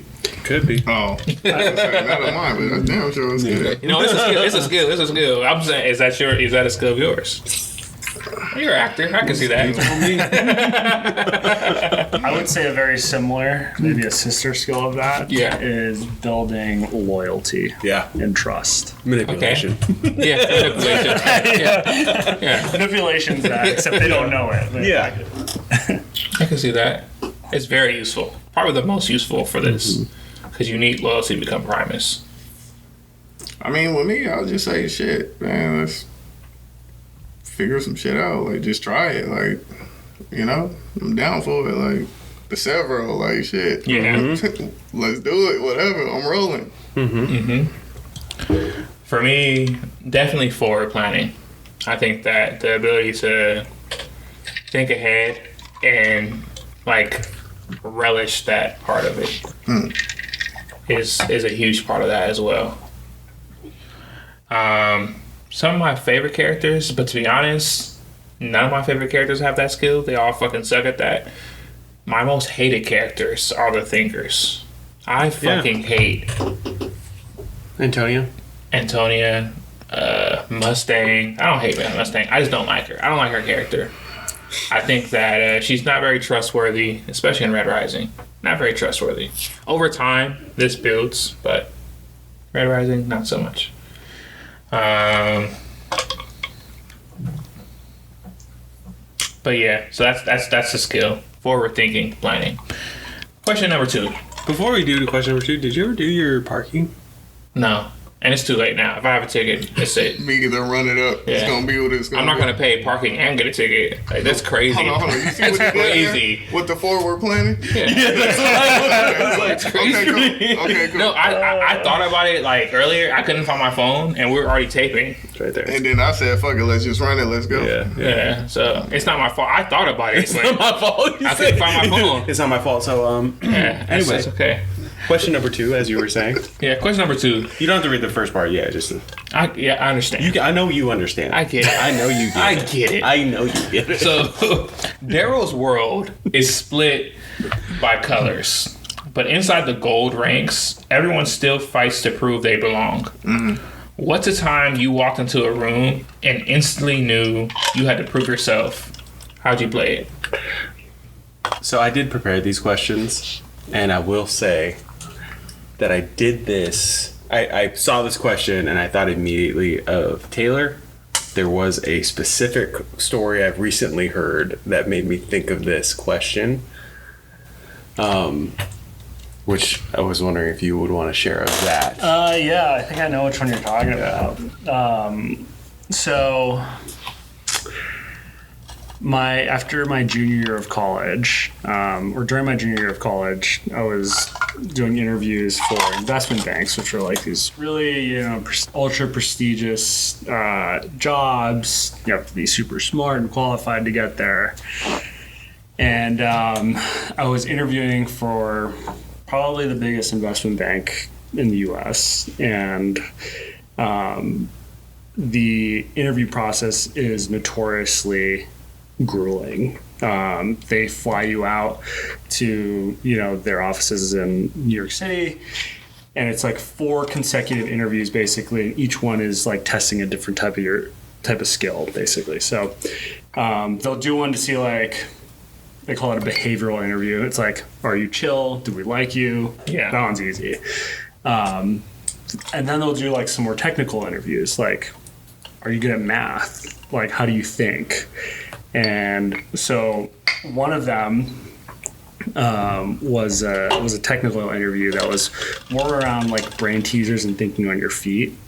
And you basically go to this, hotel conference room area. You're sitting with like 100 other kids who go to Harvard and Princeton and whatever. And I didn't go to an Ivy League, but I was in this room where you're like, oh, I got him with the smartest people in the country kind of thing. Mm-hmm. Go to this interview, and the first question out of the gate, this guy's like, what's 27 times 63 right fucking now? And he's like, I'm like, he's like, fucking hurry up. And I'm like, whatever, spit out the number. And like, it's just like that for the rest of the 25 minutes. And then he finally like relaxes. I was like, all right, cool. Made it through, whatever. And then the next interview was like, basically pitch me something. And usually it's like a stock or something. And I think the pitch that I gave was like to short gold, basically bet against the price of gold. And it was half an hour of this guy just basically being like, that's a fucking stupid idea. What if this happens? And like, well, what if this happened? And he's like trying to poke holes in everything and screaming at you at the same time. It's like, whatever. It was super intimidating. And basically, what makes it more intimidating, I think, is like, you go into this sort of bullpen area with like tons of other kids who you're like, oh, is everyone smarter than me? And then it's like a guy who goes to Harvard comes in like after I just finished my interview. He's like, oh, this guy asked me what like 63 times 24 was. I was like, I asked for a calculator. It's like that's the right answer. Right? That's quick thinking, right? I was like, yeah, dude. You got it, bro. Send it, bro. That's crazy. But yeah, so it's almost like putting on a show just because you have to. And I think a lot of people are like that in a lot of professional environments until you sort of assume that character fully. Yeah. Anyway, that was a long-winded way. It wasn't long. No, I like that. He won't toot his own horn, but he is a human calculator. Yeah. He is that guy that you're like, oh, yeah. what's this? 63 times 27 and didn't ask for a fucking calculator. No. There were some geniuses in there. I don't pretend to be as smart as those people. Yeah. That's crazy. That's insane. But I like it. That's like the fire. You got to go through the fire to become something else. Yeah. Yeah. For sure. What's the original question? All right. So Darrow's world is split by colors, but inside the gold ranks, everyone still fights to prove they belong. What's the time you walked into a room and instantly knew you had to prove yourself? How'd you play it? Oh man, I have one for you. playing basketball. Yes. Yes.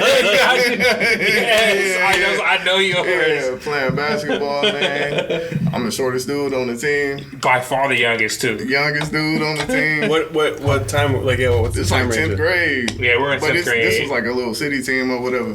But you were playing with like the top basketball players in the city. Yeah, I think Andre Crenshaw was on that team. Thompson on that team. Thomas no, and for Ray sure. was on there. I don't know about Andre Crenshaw. That was like... He was a senior. But yeah, man, I was in there. Hit the layup line. Everybody dunking. Yeah. Like everybody Like dunking. bounce dunking. Like. I remember that year. Look, I played so hard. At the end of the whole little tryout thing, I swear to God, I passed out. I swear to God, I passed out. I kid you not. Like, they at the table. I mean, I'm at the table. They picking the numbers. Heard my number called. Cool. Now, I feel like I didn't belong in that room. They jumping out the building. I ain't finished that season. Yeah. I didn't belong. But that day, made it happen. You got yours. Yeah. Just for perspective, what's the average height of everyone, and what's your? So I'm at that. I'm 5'11". At that Maybe time, at that time. At that time, I was like, no. Now I'm 5'11". At that time, yeah. I was like 5'9". Yeah. These are 6'2", 6'3", 6'4", 6'5". You know what I'm saying? So like, Definitely between 6'2" and 6'6". Yeah. So. And they all had they were all high jumpers. I remember when he told me he was playing. I played my heart out, boy. I'll tell you that. I did not balloon it, but I made it. Good for you, man.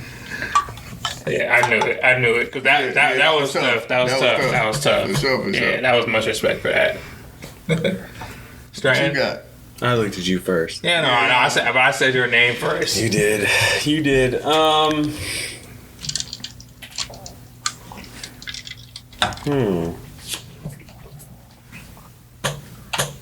don't know, I'll go. Yeah, go ahead. I have a pretty easy one.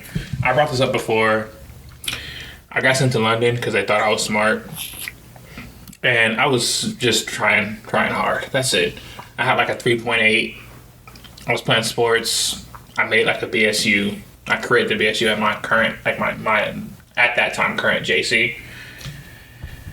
And so I had this great scholarship to go to the school. I got into probably 20 different colleges. And I went to the furthest one. I got denied by 2. I got denied by USC, which I really didn't want to go. So fuck you guys.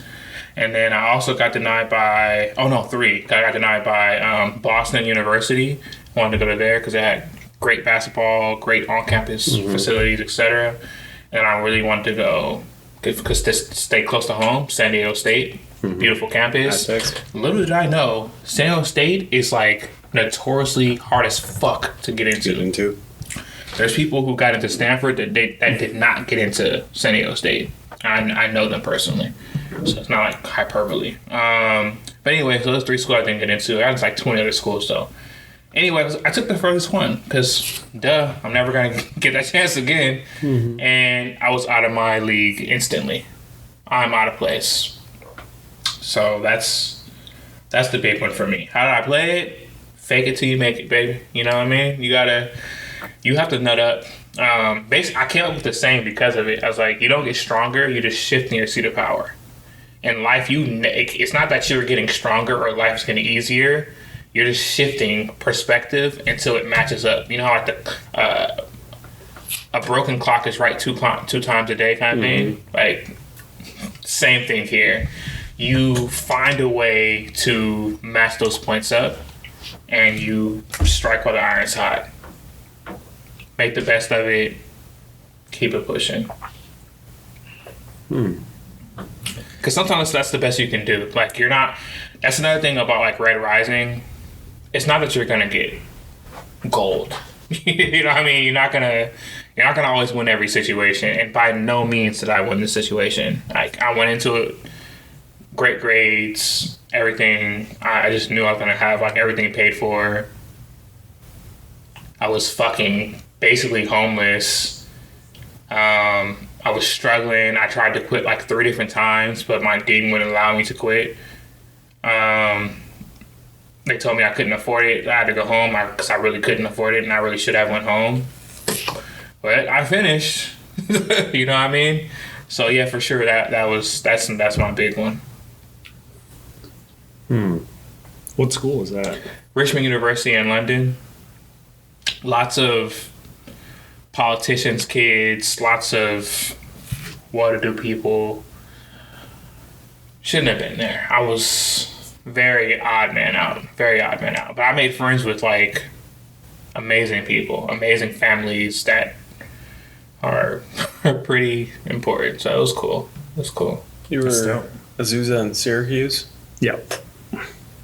Syracuse is a great school.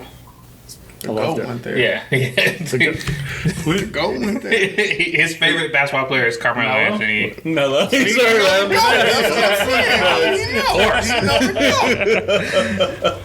I'm glad you know that. Oh my God. That's crazy. Hey, look, man. Facts is facts. All right, Stratton, go ahead.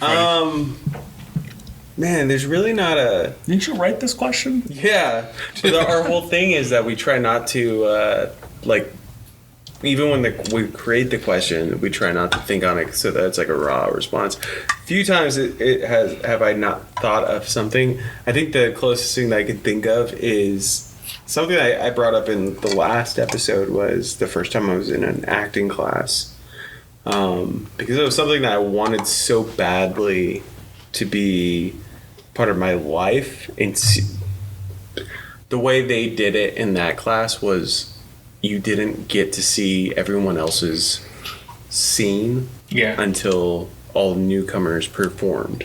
So the night that I went, there was one other person who went before me, and then I did my scene, and it had to be a random scene that you decided to pick. Randomly, I chose Just Friends. A scene. Justin Timberlake? No, Ryan Reynolds. Not, I know what you're talking, that's, Between No Strings Attached and Just, oh wait, no, you're right, my bad. That's Justin Timberlake and Mila Kunis, that's my wife. Wait. Well, my ex-wife, she'll take shots. No. Friends with Benefits is that one. Oh, you're right. Yeah. Just Friends is Ryan Reynolds and Anna Faris. I know it's called. I was like, I'm positive. Anyway, I did a scene from that, but going into that was something that, like, even just seeing that that others dedicated their lives to, apart from their 9 to 5 or whatever, they'd go to this business strip parking lot with this like random suite and go in there and let these two people that you have to put your faith in, that they actually know what they're doing and coaching you. But yeah, lights go down, and then they come back up and it's just you. I think that was like a moment of needing to decide that it was something I wanted and that I was going to go like full force on it, because I'd actually lied. When filling out the application, I got the guts to go there, meet the coaches, and they had me fill out a form, and they're like, oh, we have a waiting list. So I put down the wrong number on purpose. Like, I was like, oh, at least I did this much. Yeah. Because for so long I lived off the benefit or the compliment of, oh, you'd be great at acting. You emote so well. And I was like, oh, cool, I can live off that compliment, but without having to like fulfill that dream. Yeah. And then it wasn't enough. So then doing that, it was another thing where I was like, at least I took a step towards it, but they didn't call me out on it. And then she just so happened to email me when she's like, oh, my texts aren't going through, so I figured I'd reach out to you email-wise. And I was like, oh, I see, the number got mixed up. I am dyslexic, but I did purposely do it that time.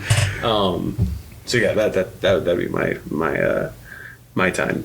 Okay. From my experience. Okay. Number three. The society, it runs on everyone pretending the system is natural. What's one everyday thing we all pretend is normal in real life, but if you think about it too long, it feels kind of wild? Like, when does it start to rattle you? Everyone's had that I'm here moment. Absolutely. Like, everyone's had that I'm here moment, Shit, I was gonna say fucking taxes, fucking check stubs. That's a real answer, yeah. Taxes. Check stubs, motherfucking clocking in, clocking out. So like the financial system as a whole, all that shit. Having to pay for things can feel fake sometimes. I gotta pay to leave my fucking car somewhere. That shit ain't doing nothing to nobody. It's just sitting there. I gotta pay for that shit. Yeah. Because someone says that that's theirs, even though at some point they're not gonna be here anymore. It's a whole like ownership of something that you actually like. Ownership of anything is crazy. What makes it so interesting is that across cultures it's not equal. Yeah. Right? Like there's a fluctuation of that in every culture, where some cultures are like more, this is mine, very dominating. Some cultures are very much more like, actually, this is ours. Or no one's. Yeah. Or no one's. No one. How can you ever own this? Right. So if you're Native American, there's a lot of that. Like, how could you ever own anything? How could you own this piece of land? Like, there's no such thing as you owning the land. This land belongs to itself, and then we live off the land. Right. So, yeah, that's great. That's great. That's a good answer. Yeah, that's a great answer. No, some bullshit. Fuck that. That's all episode. But I think to make that real, you have to buy in. Like there has to be a communal buy-in to where Which is done. Like the ship is already sailed. We ain't no going back from that. only because it was bought in before your time. Like it's not like every generation they say, "Hey, let's redo this." Hey, look, Are you guys all I fine ain't with? about to have nobody pulling my feet to try to fucking figure this shit. Oh, before we get too far with that, too, Yeah. the point that's the only thing with EO's. I know this is a tangent, unfortunately, but with EO, I think that she wouldn't be able to still be alive Because Darrow pulled her feet? because of what he's explained about that. Because with him, Uncle Darrow pulled, and so we figure probably not, probably wasn't done right. Whereas he was like, I pulled, I felt. And he like Oh, you know specifically what? You know what? explains Damn. that moment of like her neck, like You know what? That's right. That's right. Damn. I just re-listened. That's the only reason I was like, look, He just ruined your whole conspiracy. He did. He did. because he wasn't in on You it. did. Yeah. But look, in my defense, I'm listening to this shit trying to fast track it, trying to get it through. So I'm like, hey, yo. You know what I'm saying? But you right. Yeah. But somebody else died and came back too. Yeah. True. I'll leave it at that. Facts. We'll leave it at That's that. right. I agree. I It agree. happens. It happens. Nah, but damn, you just fucked my whole shit up. Yeah, But I don't give a fuck. EO's still alive. Larry is connected to them somewhere. She they daughter, granddaughter, some shit. She up in there too. She's some kind of family. You feel me? Yeah. Okay. And what's his name? What's his brother? Kieran? He was out there on them streets. You know what I'm saying? He was with the pinks. He was the Phoenix. Sorry, it was 3, right? Yes, 3. Society runs on everyone pretending the system is natural. What's that's one some bullshit, everyday thing man. we all pretend is normal in real life? But if you think about it too long, it feels kind of wild. I'll let you guys go first. Stratton, let's go. Celebrity. And it's something that I buy into, unfortunately, and I work so hard on trying not to, or like putting any stock in what specific people think. But it is something that like so many people believe in, whether that celebrity is like Hollywood celebrity, Yeah. or sports, or whatever it may be. You put anyone on a pedestal, religious, because that is still another form of it. Basically celebrity here. Whatever it is, thinking that anyone is better than you because of X, Y, and Z. That is something that whenever I like try to have an out of body experience, or am able to separate from my mainstream thought, I'm like, he's just another dude. She's just another girl. You know, it's just someone else. They pass on one leg at a time. Exactly. They wake up every day just like you. But yet, if I see them or there's an opportunity, I start thinking about how I can, optimize that or have the greatest potential outcome of this when I could have just have had like an experience with the person. Yeah. Or why do I even think that? What happened recently? Yeah, I brought that up. Yeah. And that's why I'm like, man, I wish that would having a kid, having Max, that definitely has put that in perspective for Wait me. till he start talking back. You know what I'm saying? That shit cool now. So can I push back a little bit? Yeah. I'm just gonna push back a little bit. You always push back on me. I know. And no one That's else on the podcast. They have to. First time. It's been you two, man. Oh yeah, that's right. I hear what you're saying. Yeah. I think that the concept of celebrity has always been around. Yeah.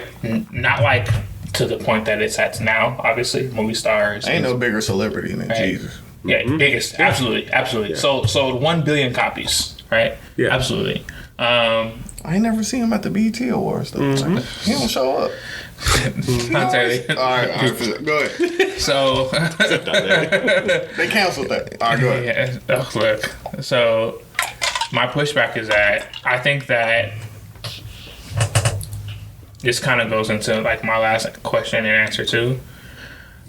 I think that it's important to have something to look, not so much look up to, but it's important to have people who are not on the same level as you. Mentors. It doesn't have to be a mentor. Like, have you ever seen someone doing well just randomly? Like, damn, they're doing well. They're doing the same thing as me. What are they doing that I'm not doing? It makes you introspective, right? Yeah, I agree with that.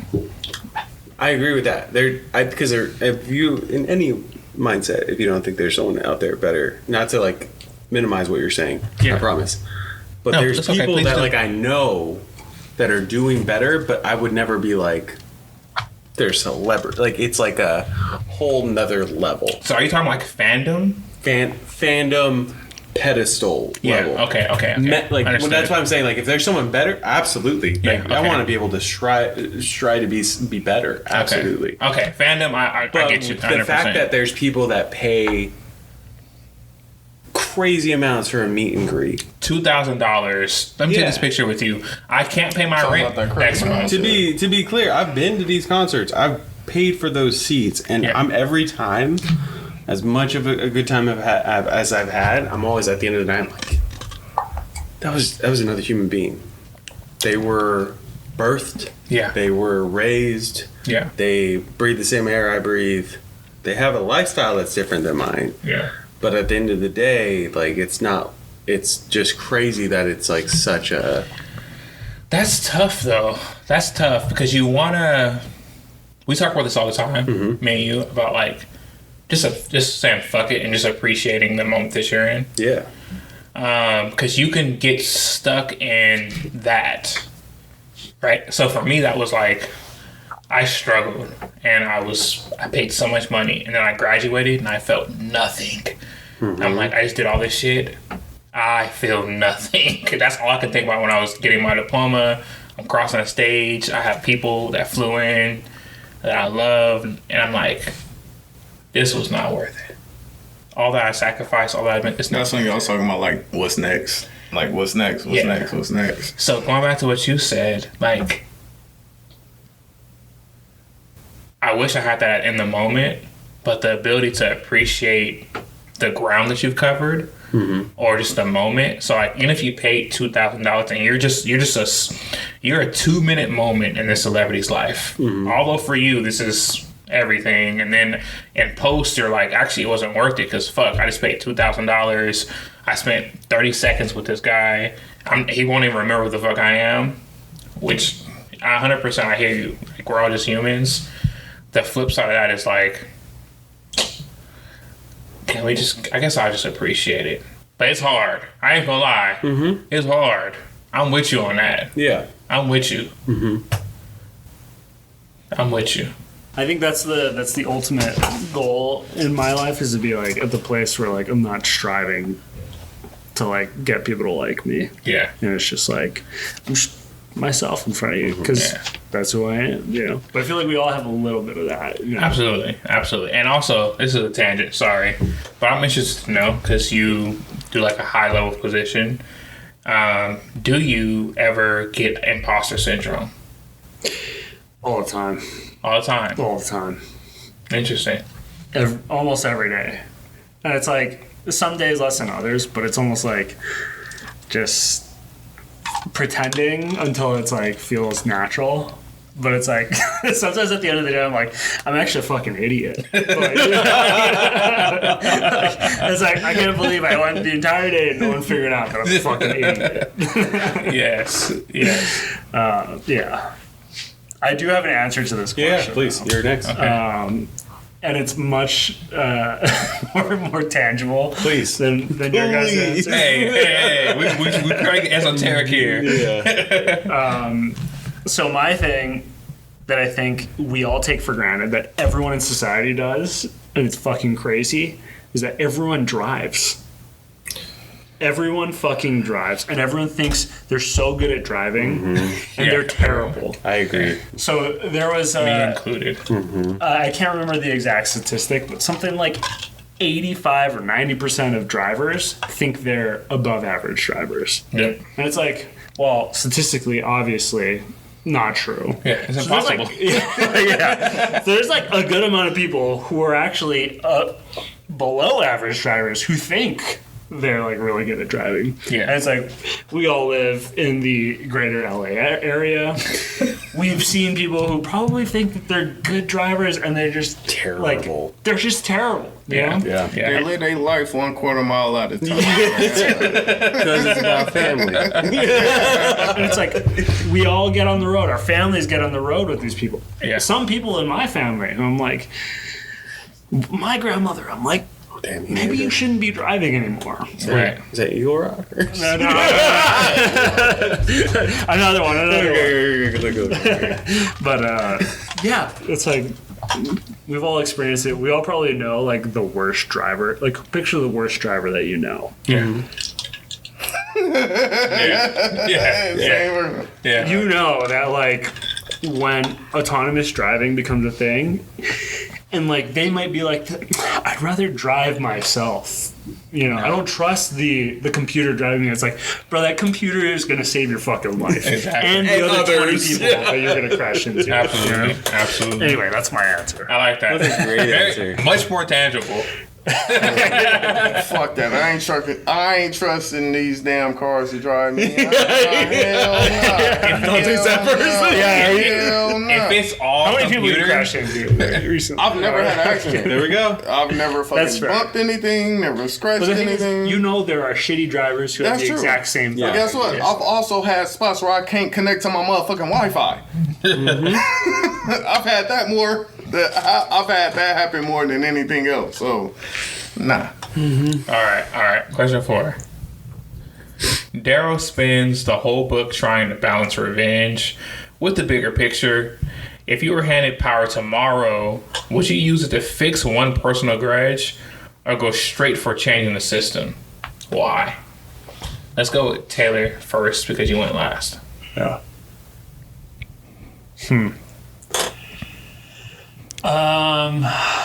So if you're handed power tomorrow, would you use it to fix one personal grudge or go straight for changing the system? I gotta be honest, and this is not like a stand on a pedestal kind of You thing. don't like hold grudges, I do you? don't. I hold knew a lot of it. grudges. I fucking I knew really it. don't. Like, As soon as we started reading the question, I was like, he's not gonna have a fucking grudge. I Just knowing don't it. know people who don't like me. I don't know a lot of people who don't like me, but like if anyone's out there who doesn't like, I don't really like. I hope I honestly do hope the best for you, and I hope maybe it's the people pleaser in me that I'm like. Hopefully, one day you do like me. You know. So yeah, I would definitely try to change the system for the better. Okay. I couldn't think of like a grudge that would outweigh the changing of the system too.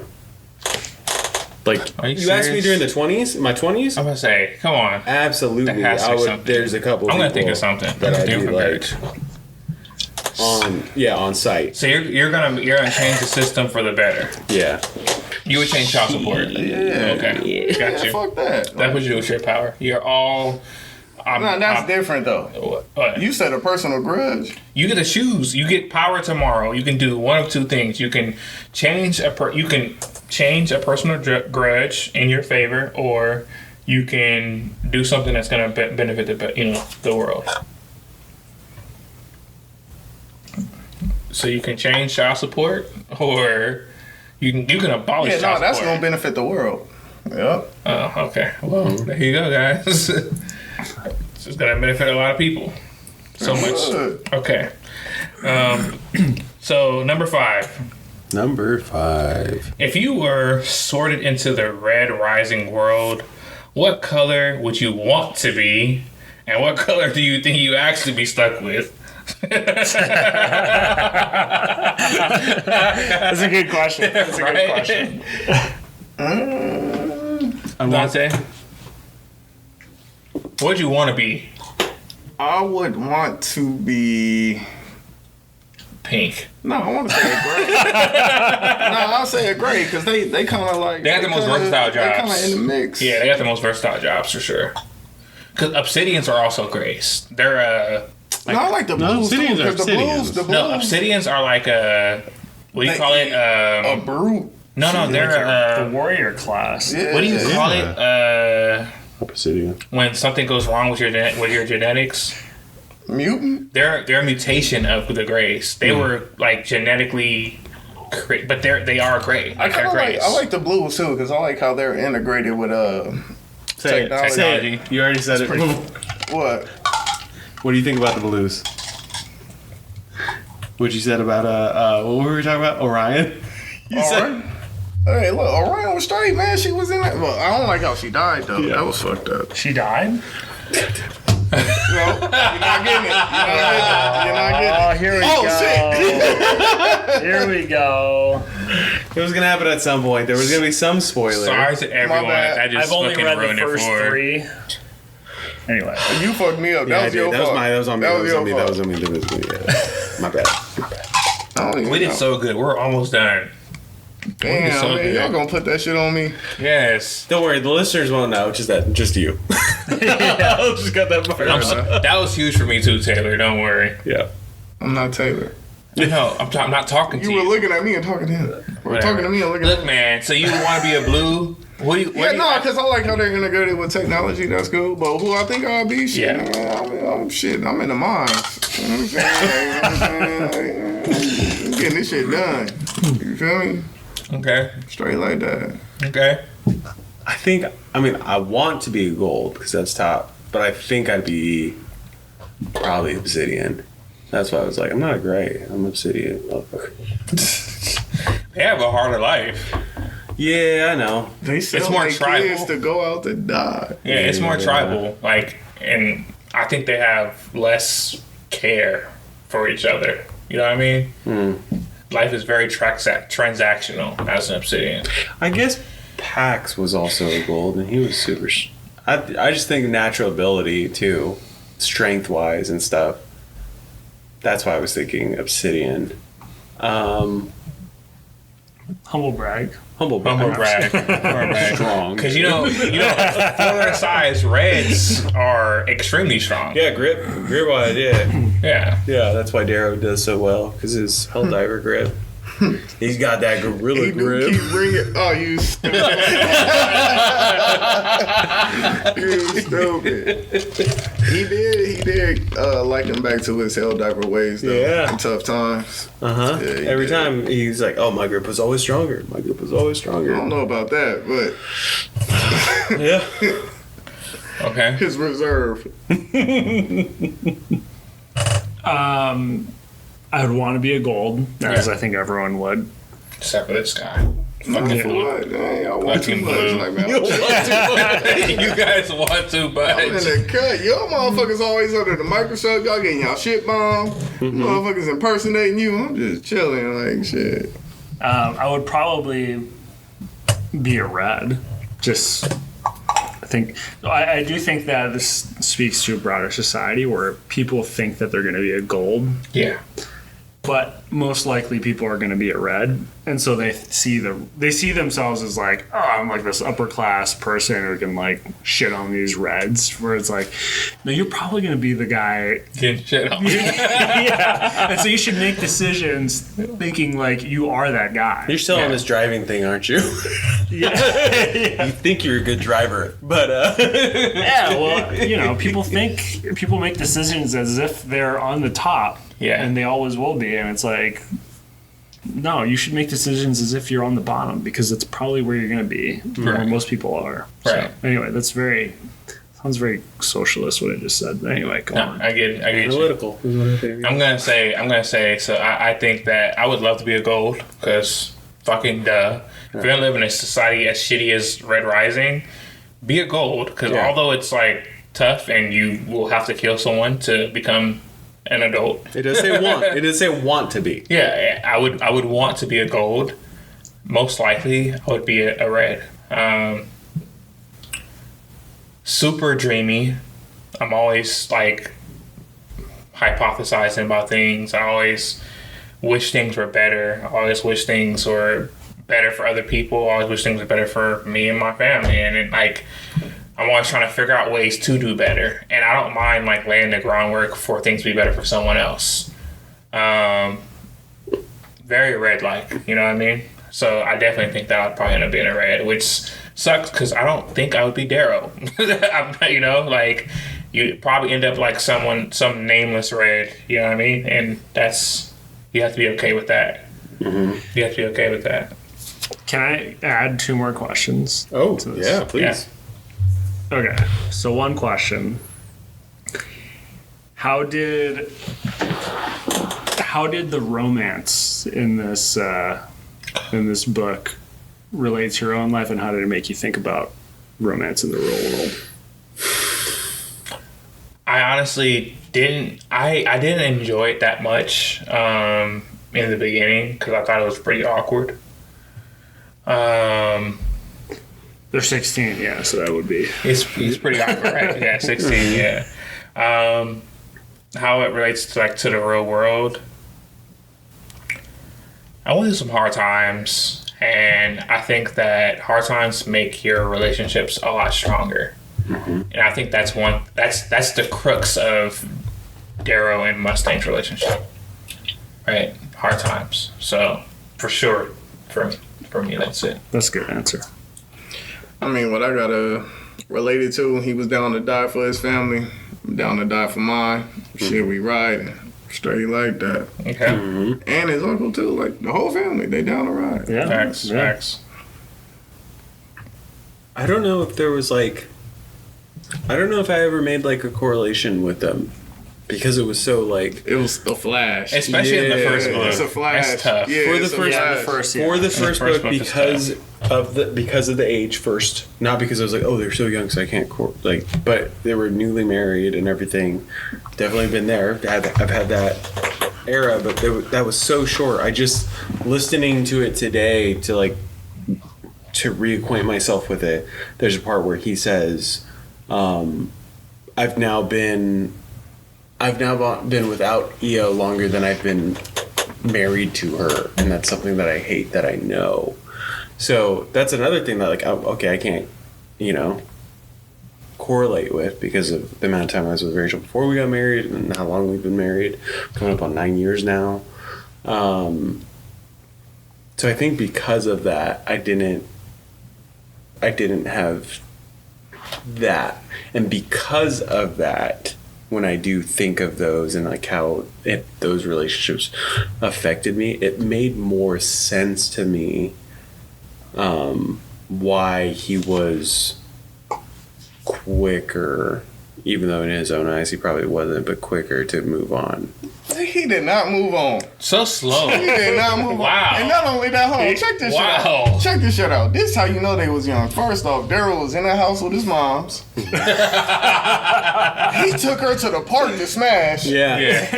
He went to the park to smash. Some high school shit. As soon as he got the guts, they was like, whoop, whoop. Yo, you ain't supposed to be doing this over here. Hammer up. See, Io should have been a more upstanding woman. That's one way to look at it. She should have been out there smashing in parks. That's one way to look at it. I'm just saying. Taylor. Honestly, I'm not feeding into that. It's the truth. Darrow was 16 living with his moms. He couldn't take Io home to smash. Uncle living there, daddy dead, they was probably smashing, but they ain't said that. But she was pregnant, right? When Yeah. What you think? And married. What you think they was doing in the mines? They was talking about pit vipers. He was the pit viper. Yeah. Talking about the rumbling. All right, cool. All right. As far as romance, I don't know. I honestly haven't thought about that. It's by the time they get to the institute, it's like it does kind of remind you of like high school, like pairing up and shit like that. Smashing in parks. Yeah. Alleyways. I think Victor had the better. What? No, was it Victor or her sister at that point? I think it was Antonia. Yeah, Victor's not there. Antonia had the better point of view. I think she had the more realistic point of view in Red Rising because it was more like let's fuck, let's get to it, or I'm attracted to you, let's not get to it. Because I think at that point in time, her and Cassius had known. Yeah, everyone knew that they were a thing.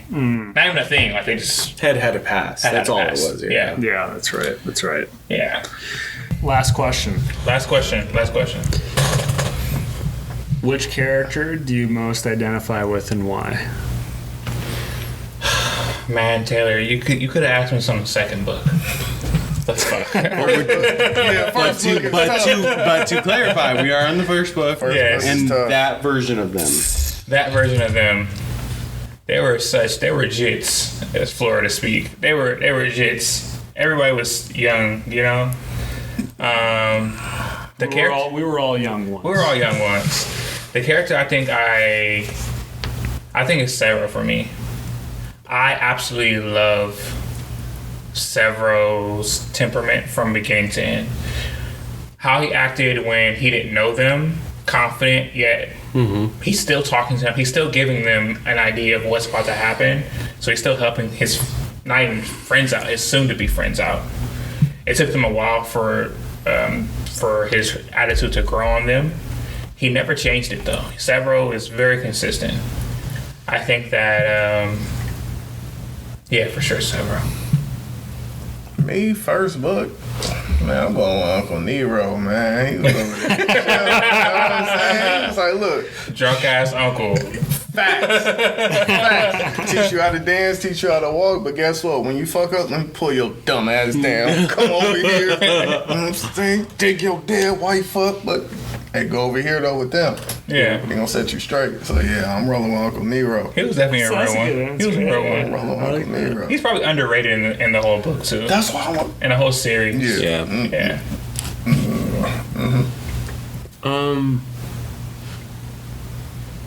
I think in most part you'd be an egomaniac if you like said the main character, but because this main character is so flawed, I would go Darrow. But that's because like he is so in this book. We called him a crybaby. In this book specifically, exactly. He has so many flaws that Yeah. I was like, oh, if I was in that situation, I'd probably be that or worse. Yeah. So yeah, I'd probably go Darrow. You? I gotta go Tactus. Ooh, Oh, that's really? good. That's good. Wow. I love the character of Tactus because I feel like he embodies a lot of us where we have like this duality of we're all pieces of shit. Yeah. And like we think and do the most heinous things, but at the same time we want to do better and we can do better. Yeah. And fight for what's good and this ideal person that we want to be, but at the same time we have that piece of shit within us. So anyway, Yeah. Cardinal. I love that. Can I add to that? Like, No. Tactus, fuck you. Tactus, like myself, I'm pretty sure everyone else, you want not just to be liked, but you want people to not like, I guess, need you, for like lack of a better term right now. You want to be useful. That's the best way to put it. Tactus wanted to be useful.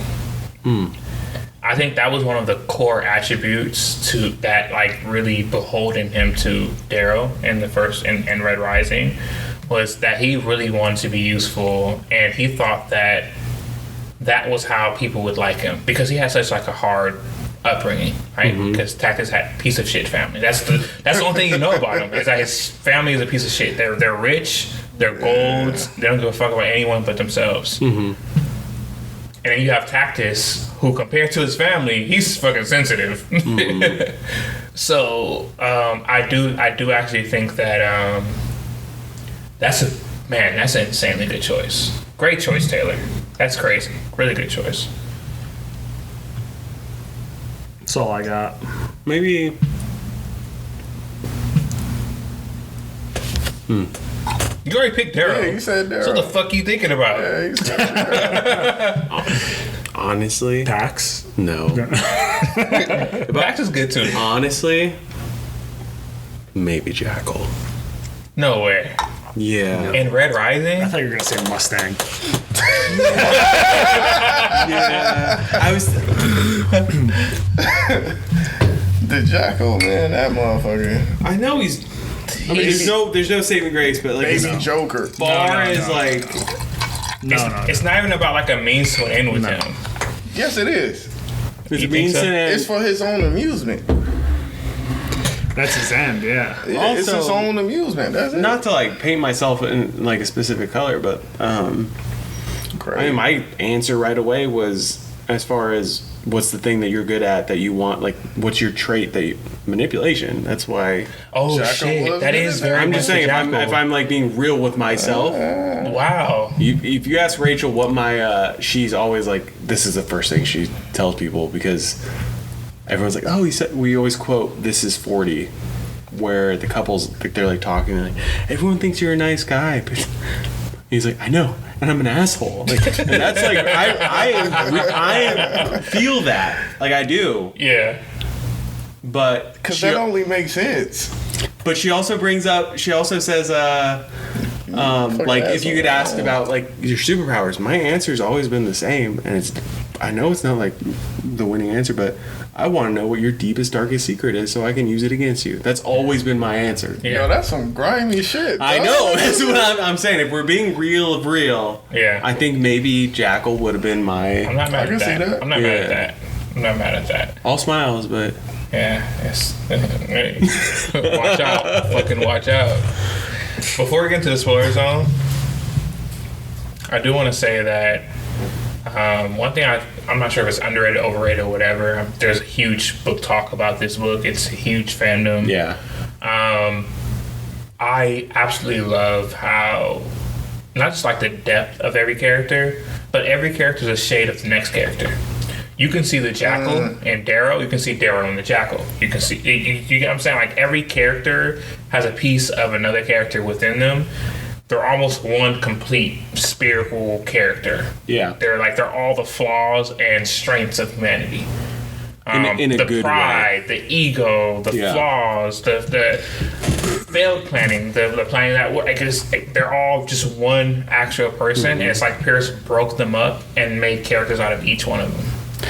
We've talked about this in the past because a couple of us enjoy writing and everything. You've also reading other people's works.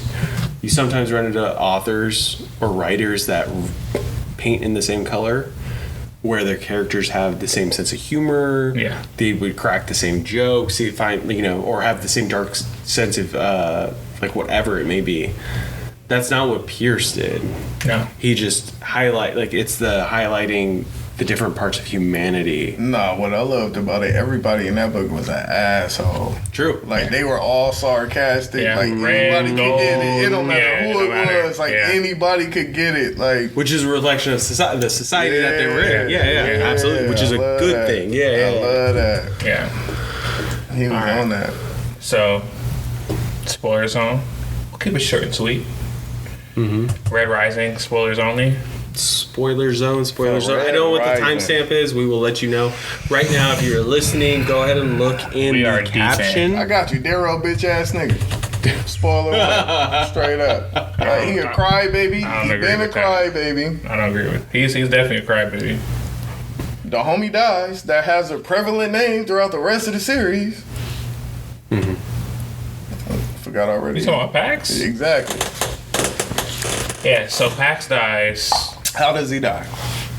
He gets stabbed repeatedly by the Jackal, He was Holdor. Yeah, he was. but he had to be there.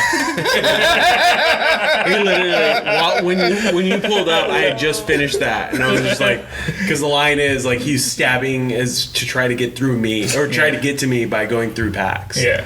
he was definitely Hodor. Yeah, he's No, I'm not gonna say that. That's fucked up. I'm not gonna reduce him to Hodor. I'm not gonna reduce him to Hodor. Reduce. What the Hodor's a fuck? homie. Reduce. That's the 3-eyed raven. He Yeah. protected the homie life. That's why he got a ship and a boy named after him. And Pax just repeat. I mean, he doesn't repeat the same thing, but he just repeats. I'm Pax Names. Telemanis. Yeah, he repeats his name. He repeats Reaper's name. Without Pax, I wouldn't have had the space in my heart for Pax. Mustang, Virginia. other Virginia, the rest of his family that you meet later on in the series. Yeah. I think that Pax was a pivotal character in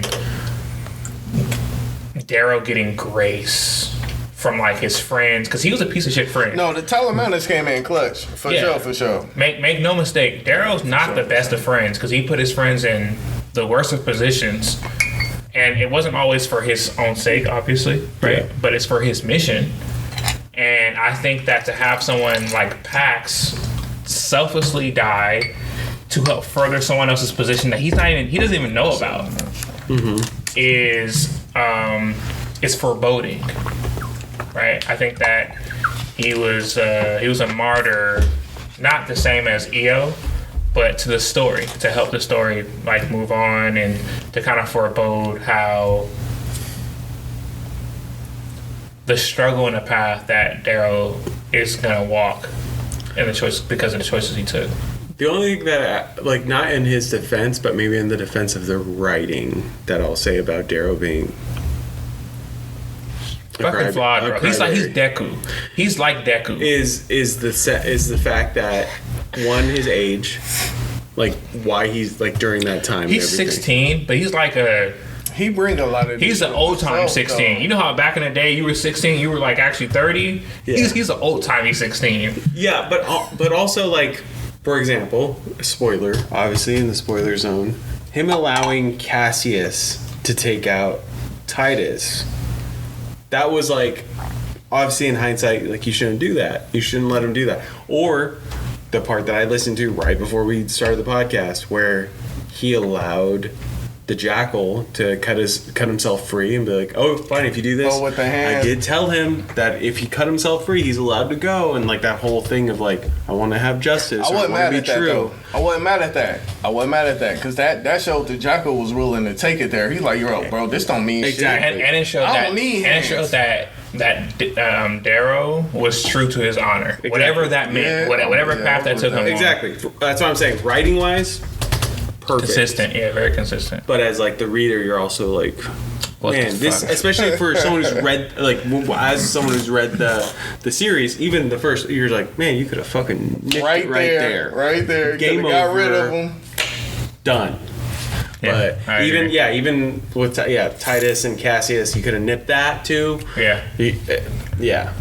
I actually very much dislike the arc between Cassius and Darrow. I kind of hate stories where they make the best of friends become the greatest of enemies. I don't know why. I don't really like that so much. I don't know if it's personal or whatever, but I think that I fucking hate that. And you remember, that's one of the people I called you about was Cassius' arc. What the fuck? Like, come on, bro. There's so many other people that could have been the villain. So many other people. The fact that Cassius was never the villain. It's the fact that Cassius was willing to cut Darrow down for doing something that every other gold had to do. It don't matter. It's my brother, though. Oh yeah, day one. Same thing. Yeah, this is my brother, though. I don't care. This is what everybody else got to go through. This is my brother. It takes such a great understanding and like of like of how the situation and maturity to be like, I had to do that too. You're right. But everyone else has that maturity, but you. No one else had a sibling there, bro. You're perfect in every. That's not true. That's not true. Virginia had a sibling. Her sibling just didn't die. He just got his hand cut off, and he was propped up to fucking win the whole thing. Yeah. From the beginning, they let it be known that Julian should not have been there. Yeah. From the very get-go, they said he was too nice. He was too sweet. He was the best. He was the best of the gold, right? Ooh, what? What's that? What the fuck? I feel like if you're Cassius, your anger is misplaced. It's just bro. Thank you. It's like it's almost an immaturity of maybe you're 16 or whatever. But it's like you shouldn't be mad at Darrow because Darrow's the one that killed him. You should be mad at the system that made him kill your brother. That's why he flip-flop later on. Fuck that. This my brother. If you let this motherfucker cheat the rules, why can't I cheat the rules? This my brother. No one gets to cheat the culling, though. No one gets to cheat the culling. The Jackal did. He cheated the whole joint. Everyone had to kill someone to get to the Institute. Guess what? It was the top 90 versus the bottom 10. That's cheating. That was cheating for the Jackal. No, that's cheating. That's how they do it in general. No, that's how it was done since the Jackal was there. No, in general, they put the best against the worst. So why it wasn't a problem until that shit happened? Because Cassius is the only person that made it a problem. No, Darrow was the person that made it a problem. They because he explicitly killed state Julian, which was Cassius, homie, and then Darrow was like, "Yo, this whole shit is fucked up." In the book, they explicitly state that they kill the weakest off because they want the goal to be the cream of the crop. Right. So you have to kill No, the that's weakest us as the reader knowing that though. That's not them as the people. But they state that in the first book, they do state that. Give me the quote. So Julian would have died no matter what. I believe, but shit, I want the quote. Show me the Carfax. If he went up against Severo, he would have died. If he went up against Tactus, he would have died. No, that's fact. Yeah. I mean, Severo took out Prime. Yeah. Titus dead. Facts. That's fact. Cassius dead. It didn't matter. Ooh, That would have been the dark. That would have been. Honestly. That would have been great. That would have been a different story. But like, even if he got put up against Antonia, she's vicious, bro. She's vicious. Dead. Everyone was willing to go to depths that Julian was not, which is why he died. I think that's my. Whether we clip this or not, right here, Pierce. If we go to an event, that is the question I am asking Pierce. If the writing said Cassius and Julian go into that, what happens? Cassius, I know you just started your reread. Mm-hmm. Cassius is that guy. Oh, absolutely. You don't. Cassius is that guy. Without breaking any. He's not only handsome. He's athletic. Yes. He's not only athletic. He's smart. Without spoiling anything, I've told you where Cassius falls on favorite characters with me. I've told you. You know this. Yes. You know Yes. He's my favorite now. Yeah. So. With that said. And I dislike Cassius. Yeah, I know you do. But does Cassius kill himself though? To say Nah, hell no. He would never. No. He has too I much just want to hear what. That's what the part of him I like though. would I say. like that he loves himself and he knows he's that good. He knows that he's that handsome. He's not because he acknowledges it. Yeah. I think that's so human. Like Cassius is so human. Right, his flaws and his strength are very much human that we've all we've all encountered. They're not so embellished as like, some of these other characters. It's acknowledged. Yeah. But where does his allegiance lie? For real. To gold and then to family and then to gold. You don't even know. I think at this point, I've only finished Morningstar. I feel like this is the kind of guy that ends up, like in our society, becomes like a drifter who's just like no allegiance to anything. He just sort of rolls throughout society and does his own fucking thing. Again, I haven't read the rest of the books, but if I'm not gonna tell you shit. I'm not gonna tell you shit. You know. There's more to read. Yeah. There's more to read. More to read. Yeah, man, yeah. I call him. Whatever. no more spoilers. Yeah, you're right. Yeah, any other spoilers that we want to cover From before Red Rising? From Red Rising. The first joint. So, dude, when they rush Olympus, I love it. That was hard. I love it. That was like I love it. I gotta finish this fucking book right now. When he fucking, because I was pissed at their proctor, Darrow's proctor. What's his Fincher? name? Or not? They don't call him Fitchner at that point. They don't call him Fitchner at that point. They call him. that was his name. What's his institute name? Mars. But they call him Proctor Fincher. Yeah, late in the book. They do. Yeah, they do. You're right. Yeah. Anyways, so I was mad at Mars because everyone else was. I'm not gonna say everyone else, but to a certain degree, most proctors were way better than him. Yeah, absolutely. I was so excited when Darrow fucking thumped him. I was so excited. I'm like, okay, yeah, we're about to get started. Yeah. This is where Darrow's shit happens, and then you realize like, oh, Darrow gets some dubs, but they're never like really great dubs. Like he takes the hardest road every single time. Yeah. Every single time. Okay, last spoiler. At the end of the book, he ultimately chooses to go. Oh, as a Lancer. He pledges his allegiance to Augustus. I fucking hated that choice. Tactical Who do you maneuver. think he should have? Lorne. Lorne. Augustus. Yes. That's the same shit. He should have been with Lorne. No, Lauren was with Lorne was by himself. Lorne is his own.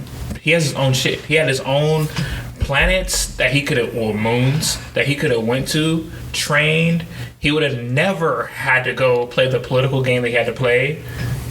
Like, in general, I think the safest That's bet. not true.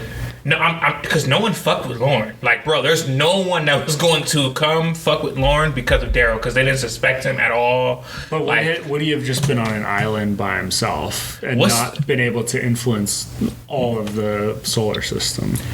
So I think Lauren was open-minded enough. At that point, Darrow didn't care about influencing source. He didn't even know if he really could at that point in time in the book. I think that